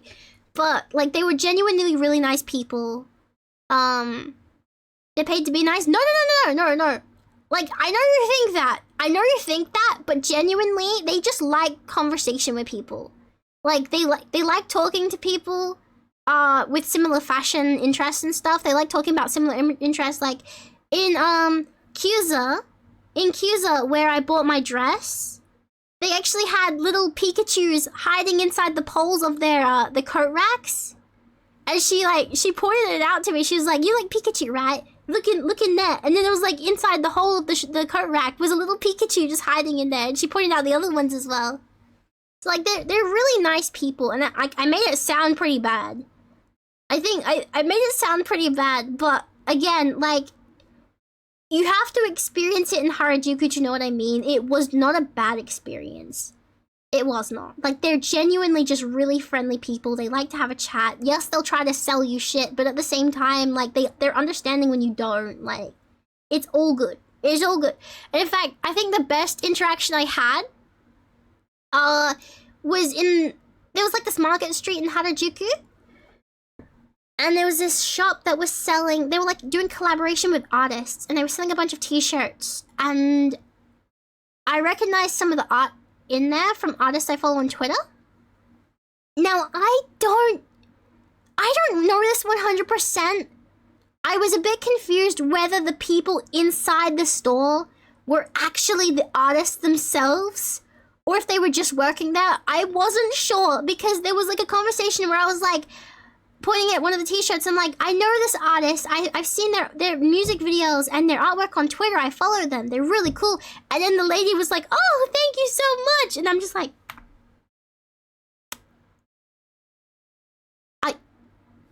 are you, huh? I got very confused. I was very confused. But that's not the interaction I wanted to talk about. What I wanted to talk about was in the store, they were playing a bunch of songs I really liked. And I got really excited when Ray from Bump of Chicken came on. It's like one of my favorite J-pop songs. I don't know if it's actually J-pop. I'm gonna call it J-pop, but I don't know if it actually is J-pop. Anyway, they were playing that, and there was this guy behind, like, in the back, kind of. You could see him through the shelf, but, like, he was behind the register area. And, like, he was so full of whimsy, dude, because, like, he noticed that I was singing along to the song and, like, doing a little bit of a dance in the store, so he started joining in, and then we just kept, like, looking at each other, just, like, giggling and smiling while I was at the cash register because we're just jamming to the song. He was so full of whimsy. It was, genuinely, it was, like, the most wholesome interaction I've ever had, and we didn't even speak a word to each other. We were just like having a good time silently with each other. Just made the cashier's day. I mean, she thought it was really funny too. She was like laughing at him as well. I did say arigato gozaimasu to both of them, but yeah, that was like genuinely, it was really funny. Like I hope I made his day. Honestly, I hope I did. Cause yeah, that definitely made my day. That was just such a wholesome interaction. But yeah, Harajuku was interesting. Like, the people there were really friendly. There's a lot of tourists, especially in the side alley, like the street market area. So many tourists. Also, they had signs for Listen Flavor up, but Listen Flavor's physical store is actually gone now. But what you can find, if you go in La Forêt, if you go down to where all the old fashions is, one of the first stores you see actually had a bunch of Listen Flavors clothing out on the rack, and they had the Vocaloid collaboration one, and I was really, really excited because one of the jackets I really wanted that sold out online, they had it, and I bought it, and I think, actually, the Disneyland photo, you can see me wearing it, actually. I'm, like, wearing it during that Disneyland photo I posted. Would make my day, that's for sure. Dude, I love wholesome interactions. I love when you go into a store and you just, like, you end up just having a good vibe with the people there and you're just full whimsy. It's so nice. Genuinely so nice. In fact, there was a thing at the Nintendo store in Shibuya. I was looking around, and one of the work ladies, she came up to me, and she's like, sumimasen, and she held her phone up to me, and it said, like, you came in here yesterday, didn't you? Like, you were the person from yesterday with the cute Miku backpack? So it turns out, someone else had the exact same Miku bag that I did. I'd never been, this is my first time to the Nintendo store, so she thought I was the same person, because she liked my backpack. And then I was like, oh, no, that wasn't me, but thank you so much, thank you. And it's like, oh, I'm so sorry. And then she, like, pulled us over to give me a free sticker as an apology. That was really cute. Although, I am a bit disappointed. Because I really wanted to get a plushie of my favorite Animal Crossing villager. And they had one on display, but they didn't have any more in stock. And I didn't get Pikachu already. And now I couldn't get my Sasha plushie, and I'm very upset. I want Sasha. Me. If you don't know who Sasha is, I can show you.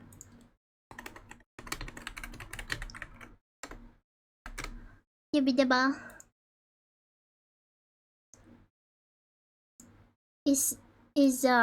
Sasha is this little bean. I can find like one picture that's not a fucking WebM picture. There we go. This one. I wanted a plushie of Sasha, but I could not find. Very, very upset. Very upset. Look how cute they are. He's a baby. He's just a baby. Isn't Sasha a man? Yeah. Sasha's a boy. Everyone thought, like, Sasha was a girl, but no, it's a boy. Yeah. You're very cute. I love him. A very, very cute little bunny. Has absolutely nothing to do with the fact that Sasha kind of looks like my childhood bunny rabbit plushie at all. Nothing at all.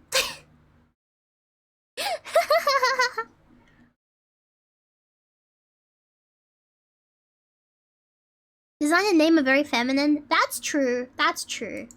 He's just a little femboy. He's just our little femboy villager, and we love him. Yeah. Actually, chat, who's your favorite Animal Crossing villagers? I'm curious now. Who do you guys like? Do you guys have favorite?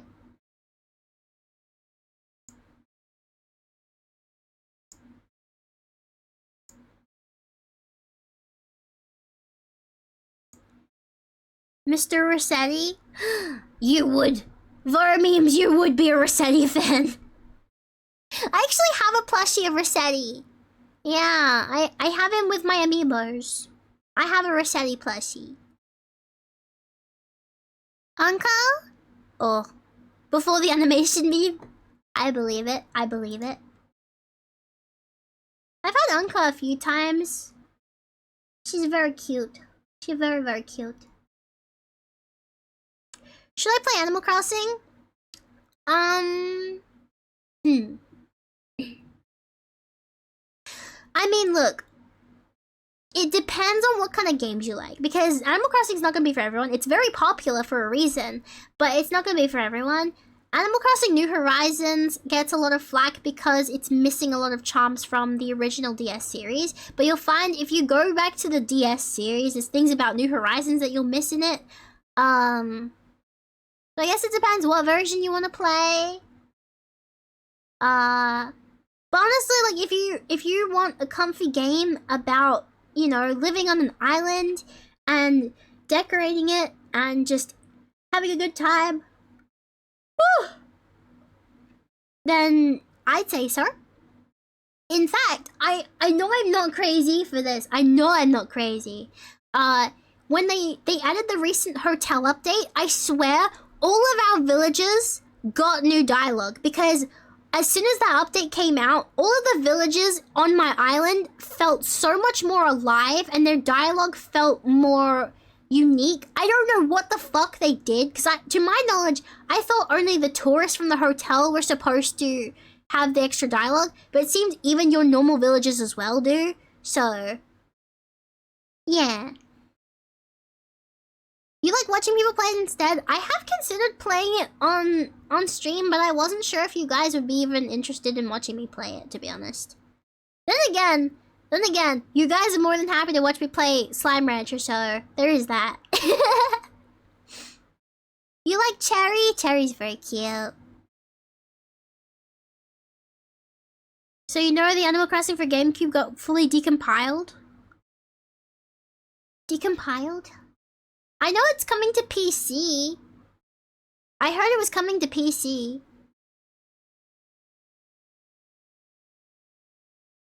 Isabel's definitely someone I'd be chill with. I have an Android of Isabel. She's very cute. Play it natively on PC. True. I don't have that set up though. I remember trying to play it once through an emulator and it broke. So I wasn't able to keep playing it.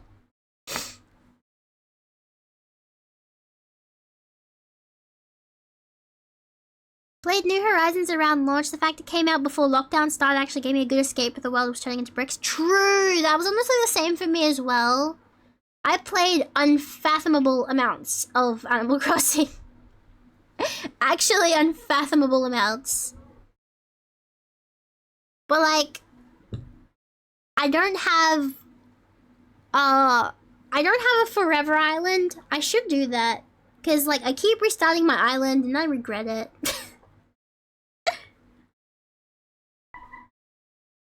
So I reckon I might keep my current island, I reckon. Although, I'm kind of worried because when I did my Switch 2 thing, right, I was sitting on my Switch 2, and I was like, oh, do you want to transfer your data from your Switch 1 to your Switch 2? And I was like, oh, okay, yeah, cool. So I did, and then it's like, oh, this is gonna remove all the data from your Switch 1. Are you sure you want to do this? I'm like, I don't know, but I want to play Animal Crossing on my Switch 2 because of the Switch 2 update, so I guess so. So I'm kind of stressed that I might have broken it. I haven't actually played on my Switch 2 yet. I've only set it up. But yeah, scary stuff. It wasn't the most comfortable situation, because now I'm worried I lost everything, but hopefully not. Hi, you cat. Welcome on in. Good to see you again. Hi. Oh. Now I'm actually concerned. I kind of want to hop on. I kind of want to hop on my Switch to check my island. I want to check my island. I'm scared. Like all the octopus villages? Yeah! Marine's one of my favorites. I like Marine. She's cute. Call me basic, okay? Call me basic if you must, but she's cute. Your debt is due on the island? No. No. I've paid all my debts, thank you very much. I paid my dues. I'll have you know. Time to start fresh, but I liked my island. I liked my island. My island was nice. I have a very nice island. Plus, I'm still hunting for Sasha. I still haven't found Sasha. I used to have her. I mean, him. I used to, fuck's sake. I used to have him, and then I started over, and now I need to find him again. I'm very sad. If anyone has Sasha in boxes, let me know. I want Sasha. I can't find Sasha.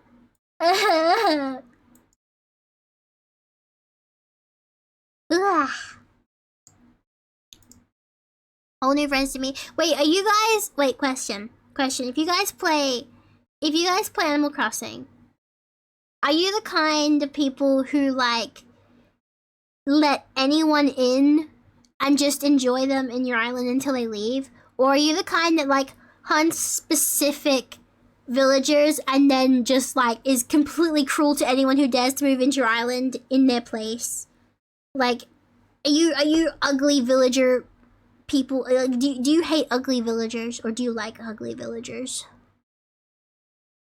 Because I've seen people trap ugly villagers in, like, prisons or whack them on the head with shovels and stuff. Like, some people are really fucking mean to these villagers, and I'm just like, but he's just a little guy. Just leave him alone.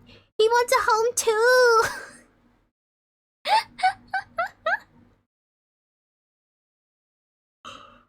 Oh. I mean, even I have some ugly villagers I like. Surely there's like ugly villagers for everyone.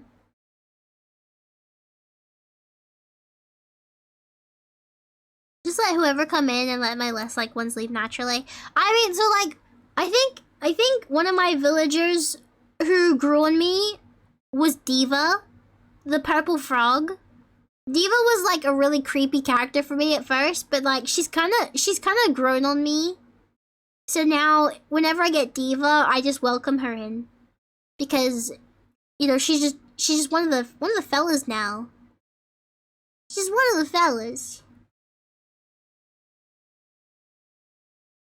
If I do not kick them right away, then I want them to be around forever. True. It's kind of weird, isn't it? Because like you get those, like when you make a new island, for example, you get those like first 2 villages. And then they either grow on you or you're relieved for them to leave. But like, if they grow on you, it's so hard to get rid of them because you're just like, I want other villagers, but how am I supposed to get rid of these 2? How am I supposed to kick them out? How can I say goodbye? They just become part of the family at that point. Wait, have you guys ever seen the Animal Crossing movie? Have you guys seen... There's like an anime movie of Animal Crossing. Have you ever seen it? We should do a watch party for it at some point, because I have it.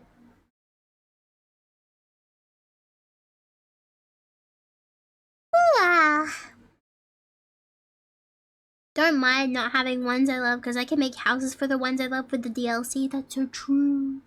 That's so true.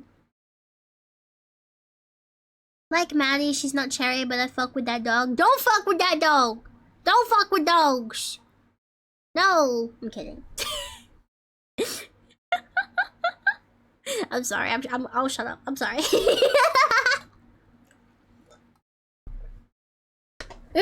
You know what? Hang on. Wait, where is... I need to hang on. Let me find something real quick. One second. I'm probably gonna hurt myself doing this. I know I am.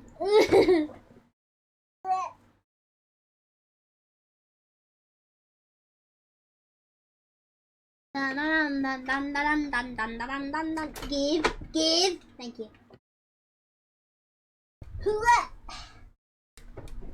Alright, wait. I didn't hurt myself yet. Where's the... oh, there they are. Okay.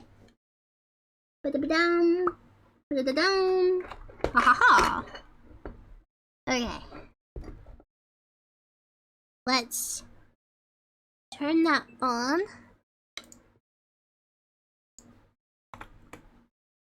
Well, let's talk about Animal Crossing as me wanting to, like, actually check if my island survived the transfer with the Switch 2.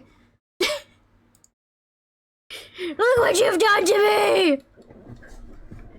Look what you've done to me! You've done this to me! You did this to me! Nah! Alright, hang on. Audio. Do this. Do that. Okay. One second.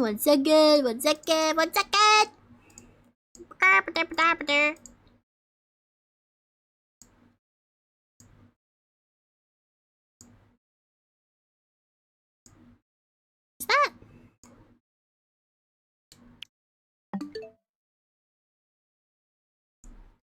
Why isn't it capturing?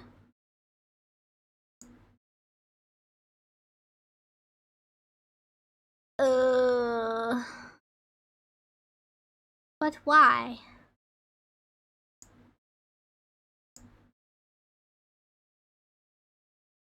Okay.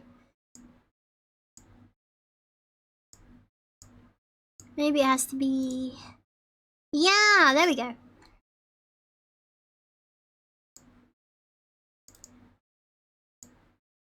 There we go.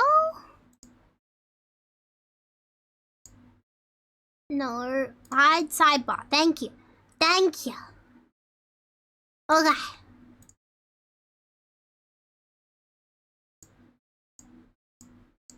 Alright, alright. We're gonna check on them. We're gonna check on my babies.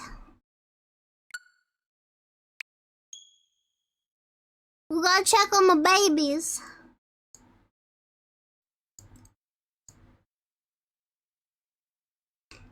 Please be okay. Wait, no! No, wait, that's the wrong game! Cease! Cease, that's the wrong game! No, I got too excited! I got too excited! No! Not for today. Not for today. Wait, thank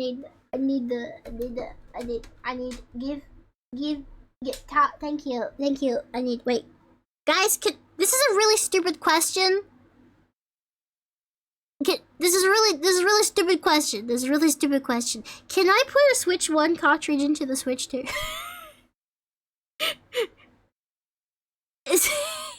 Can I do that? Yes, okay. Thank you. Oh god, oh my god, that feels like so much more scarier to like extract the... I'm gonna break it. I'm so scared of breaking this thing, dude. I only just got it and I'm already scared I'm gonna break it. Okay, give me this. Thank you. Give me that. You go in there. Very good. Okay. We got excited there. I'm so sorry. I got too excited.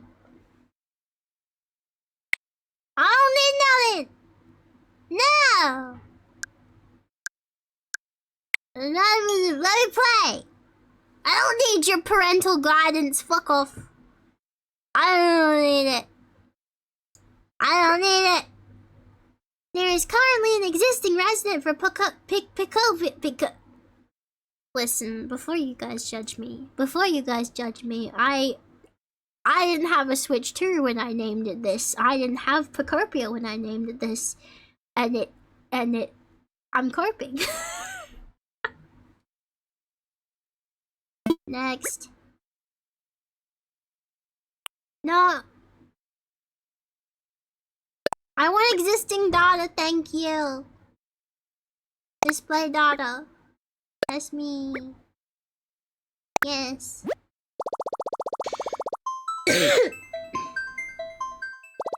Thank fuck. Wait, hang on.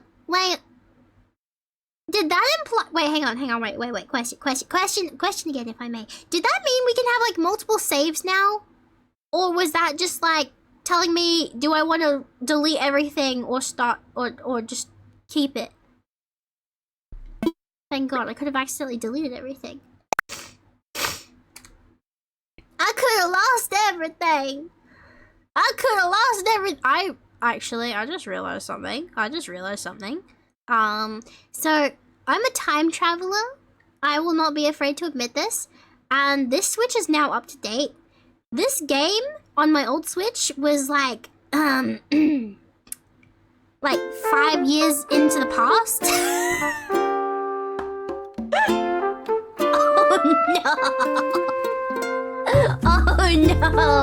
Oh no. It's been 5 years.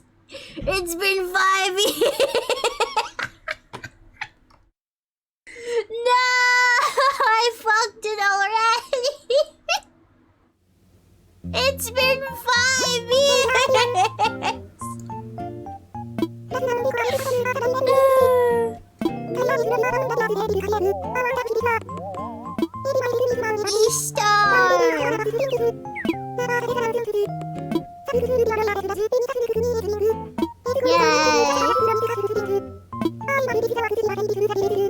It's been 5 years and it's taken you this long, are you kidding?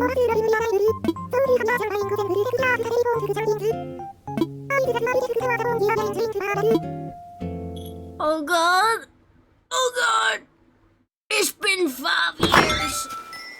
Oh lord, that bedhead!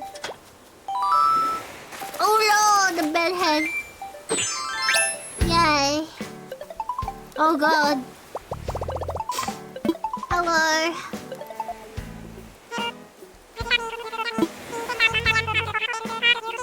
Fuck yeah, $5,000. That's 1,000 for every year that's gone by.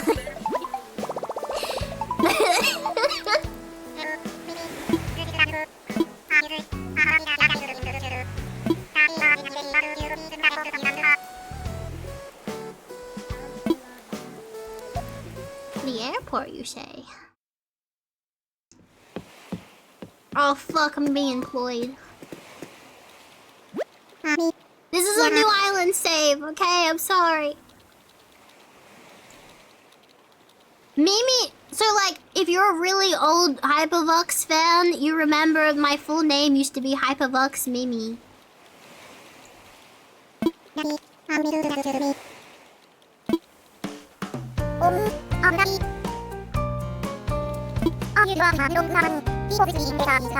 Only the OGs would remember that though.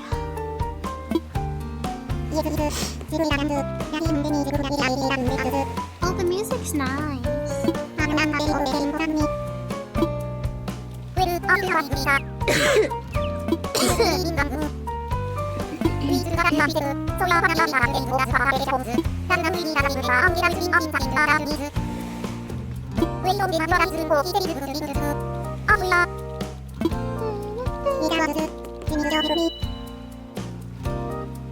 Fuck you, ain't no grandma.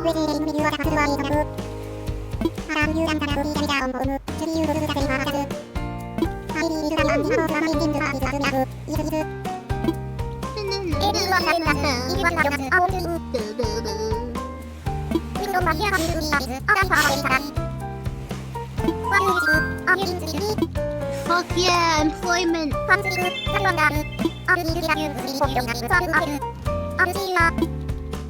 Yay! Listen guys, I'm employed now. I don't need to... No more job applications for this VTuber. Fuck yeah.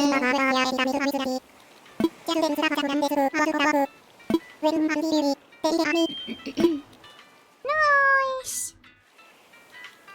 Wow!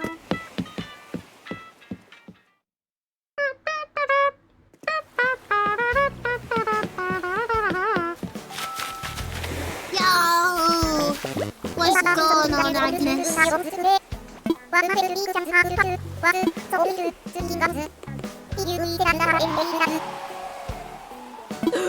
Oh no!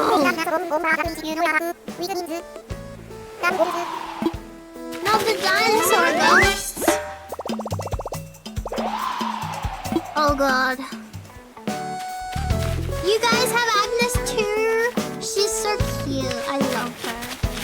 My boy! If you've watched the Animal Crossing anime, you know this is the best alligator in the entire game. You know he is the #1 alligator in this entire game, but I will hear nothing about it. He is best boy. Alfonso!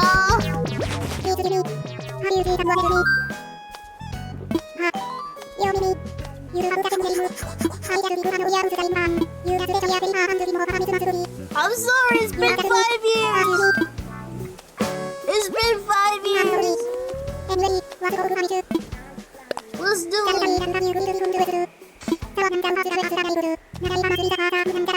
Wait, where is it? I hear it, where?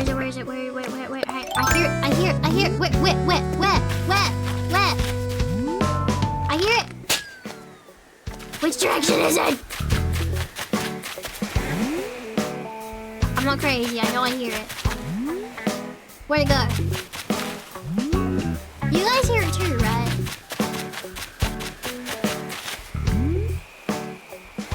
What? I hear a fucking balloon, but where is it? Oh, yeah. Mine. It's mine.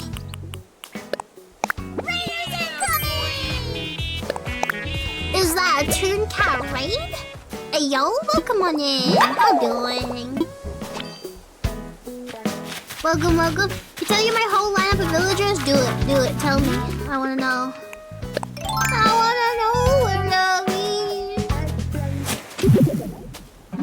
Fuck yeah, fossils. Good morning, how doing? Good to see you. How was your stream? Gonzo, Cat, Rosie, Maple, Diana, Lyman, Urkel, Bianca. Ooh, very nice lineup. Very nice. We both made that reference. Fuck yeah. Fossils. I love fossils. Actually, who do I have? Who do I have? Excuse me. I forgot I have Merengue. Oh, baby girl and Blue Bear, baby boy.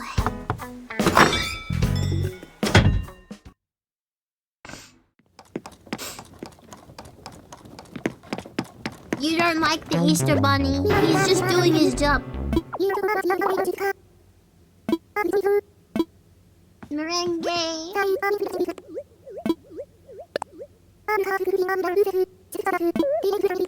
So, Toon Cat, just to catch you up, my chat bought me a Switch 2. So I transferred all of my data from my Switch 1, not realizing that I fucked up because my Switch 1 was set to 2020 because I'm a time traveler in Animal Crossing. So I went back a few years just to, like, you know, prevent any shenanigans.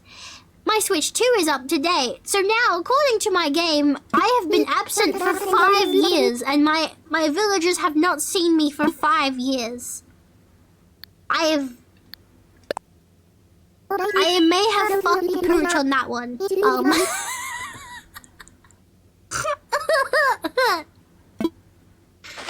Oopie doodles.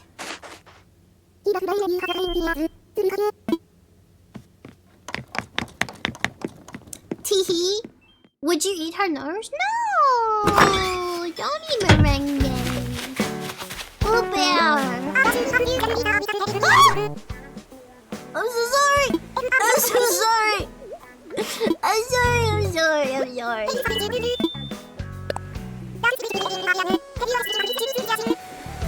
I'm so sorry, Blue Bear. I'm so sorry.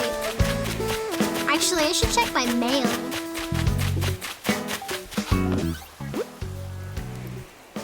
Nooks Inc. You know what?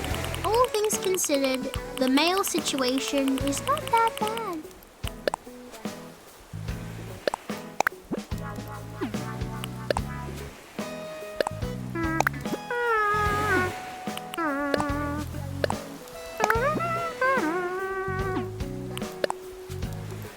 Do you remember? 'Cause it's your birthday. Thank you, Mother. At least my Animal Crossing mom is still around.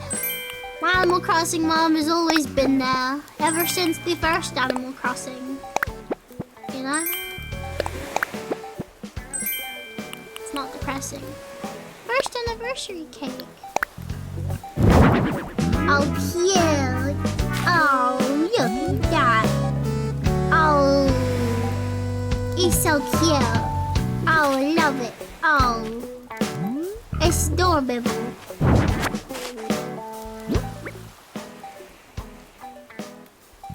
Very nice. Alright, well, we have concluded that my my villagers do in fact hate my guts for leaving them for 5 years. But my island is safe. My island is good. My island is not broken. So it's gonna be fine. Godzilla statue, I don't have one yet. There was one in Shinjuku though. I did see that one. But anyway, as much as I would like to play some more Animal Crossing with you guys, that's gonna have to wait for another stream because it is unfortunately that time where we have to say goodbye. Yes. Unfortunately, we have reached the end of our stream for the day. Shall I play you a little something? Shall I play you a little something to end the day? Shall I?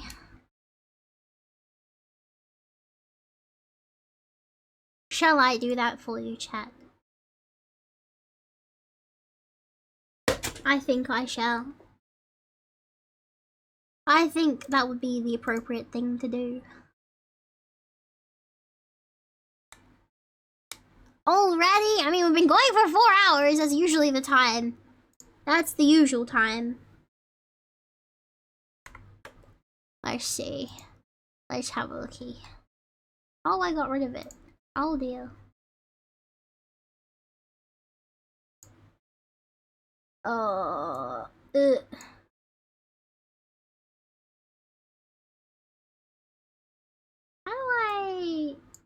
How do I make smaller again? Ah. There we are. Oh. There we go.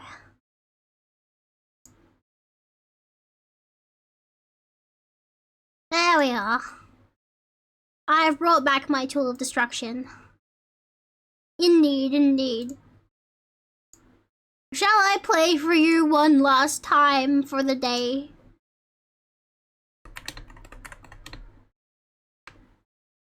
Shall I? I've only learned one song on this fuck-ass instrument, so you will deal with that. I will learn more, but for now, please enjoy my musical genius, if you will.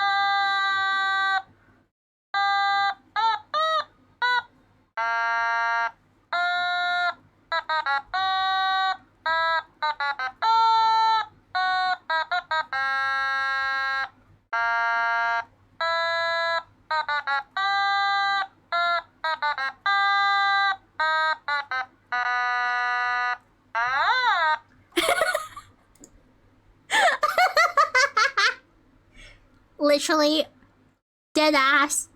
I only learned that because of my dad. He's a massive Star Wars fan.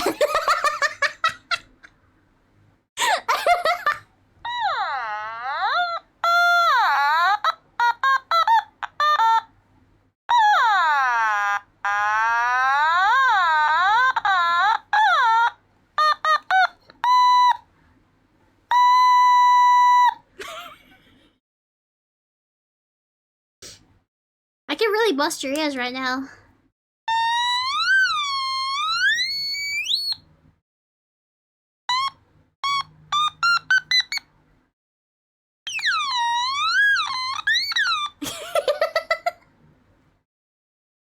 You watch! I will be the best automaton player you will ever meet in your lives! Yes! The skills that I will get. You watch. We will learn more songs. Yes! Yes! Wait. If only it was someone's birthday. I'd rather play Happy Birthday as well. Wait, didn't you guys say it was a VTuber's birthday? That's the sound I make when I bawl so hard they thought I was a fucking nutsack. Didn't you guys tell me it was someone's birthday? Wait, what VTuber was it? Raidas? Okay. I will need you to clip this and send it to Rada and tell her it was a gift from Hypervox. Because chat told me it was her birthday, okay? You ready? Oh wait, that's the wrong one. Wait, no, never mind. Next one! It was the wrong one. I clicked the wrong thing. There we go. Here we go.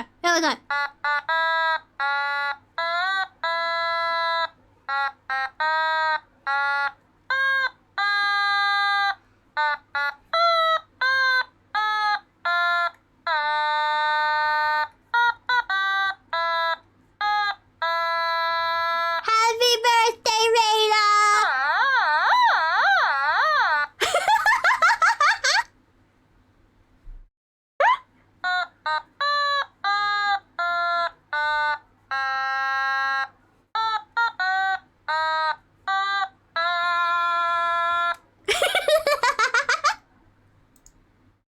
There you go. You can clip that and you can send it to her as a happy birthday gift. There you go.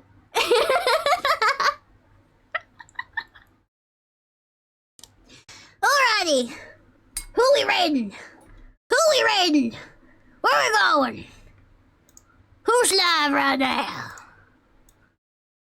Who is a good victim for today? Sniffer. Oh, there's a lot of people live. Oh, goodness. Let's see.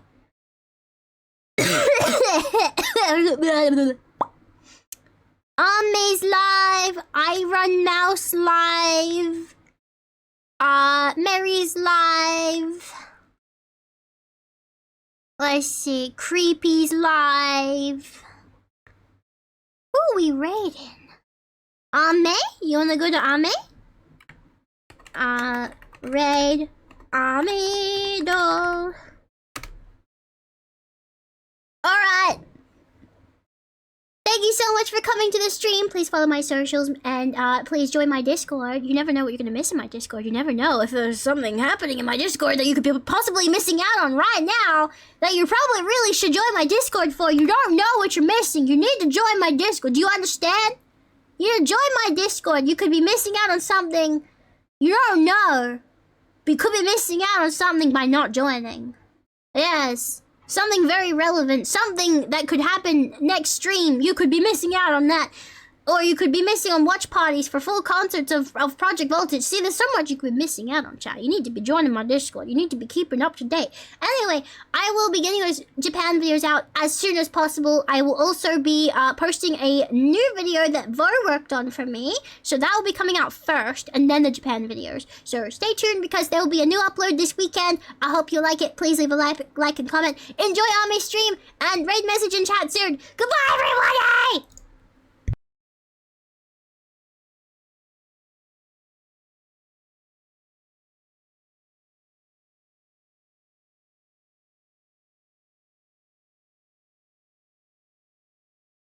Bye-bye, Hook.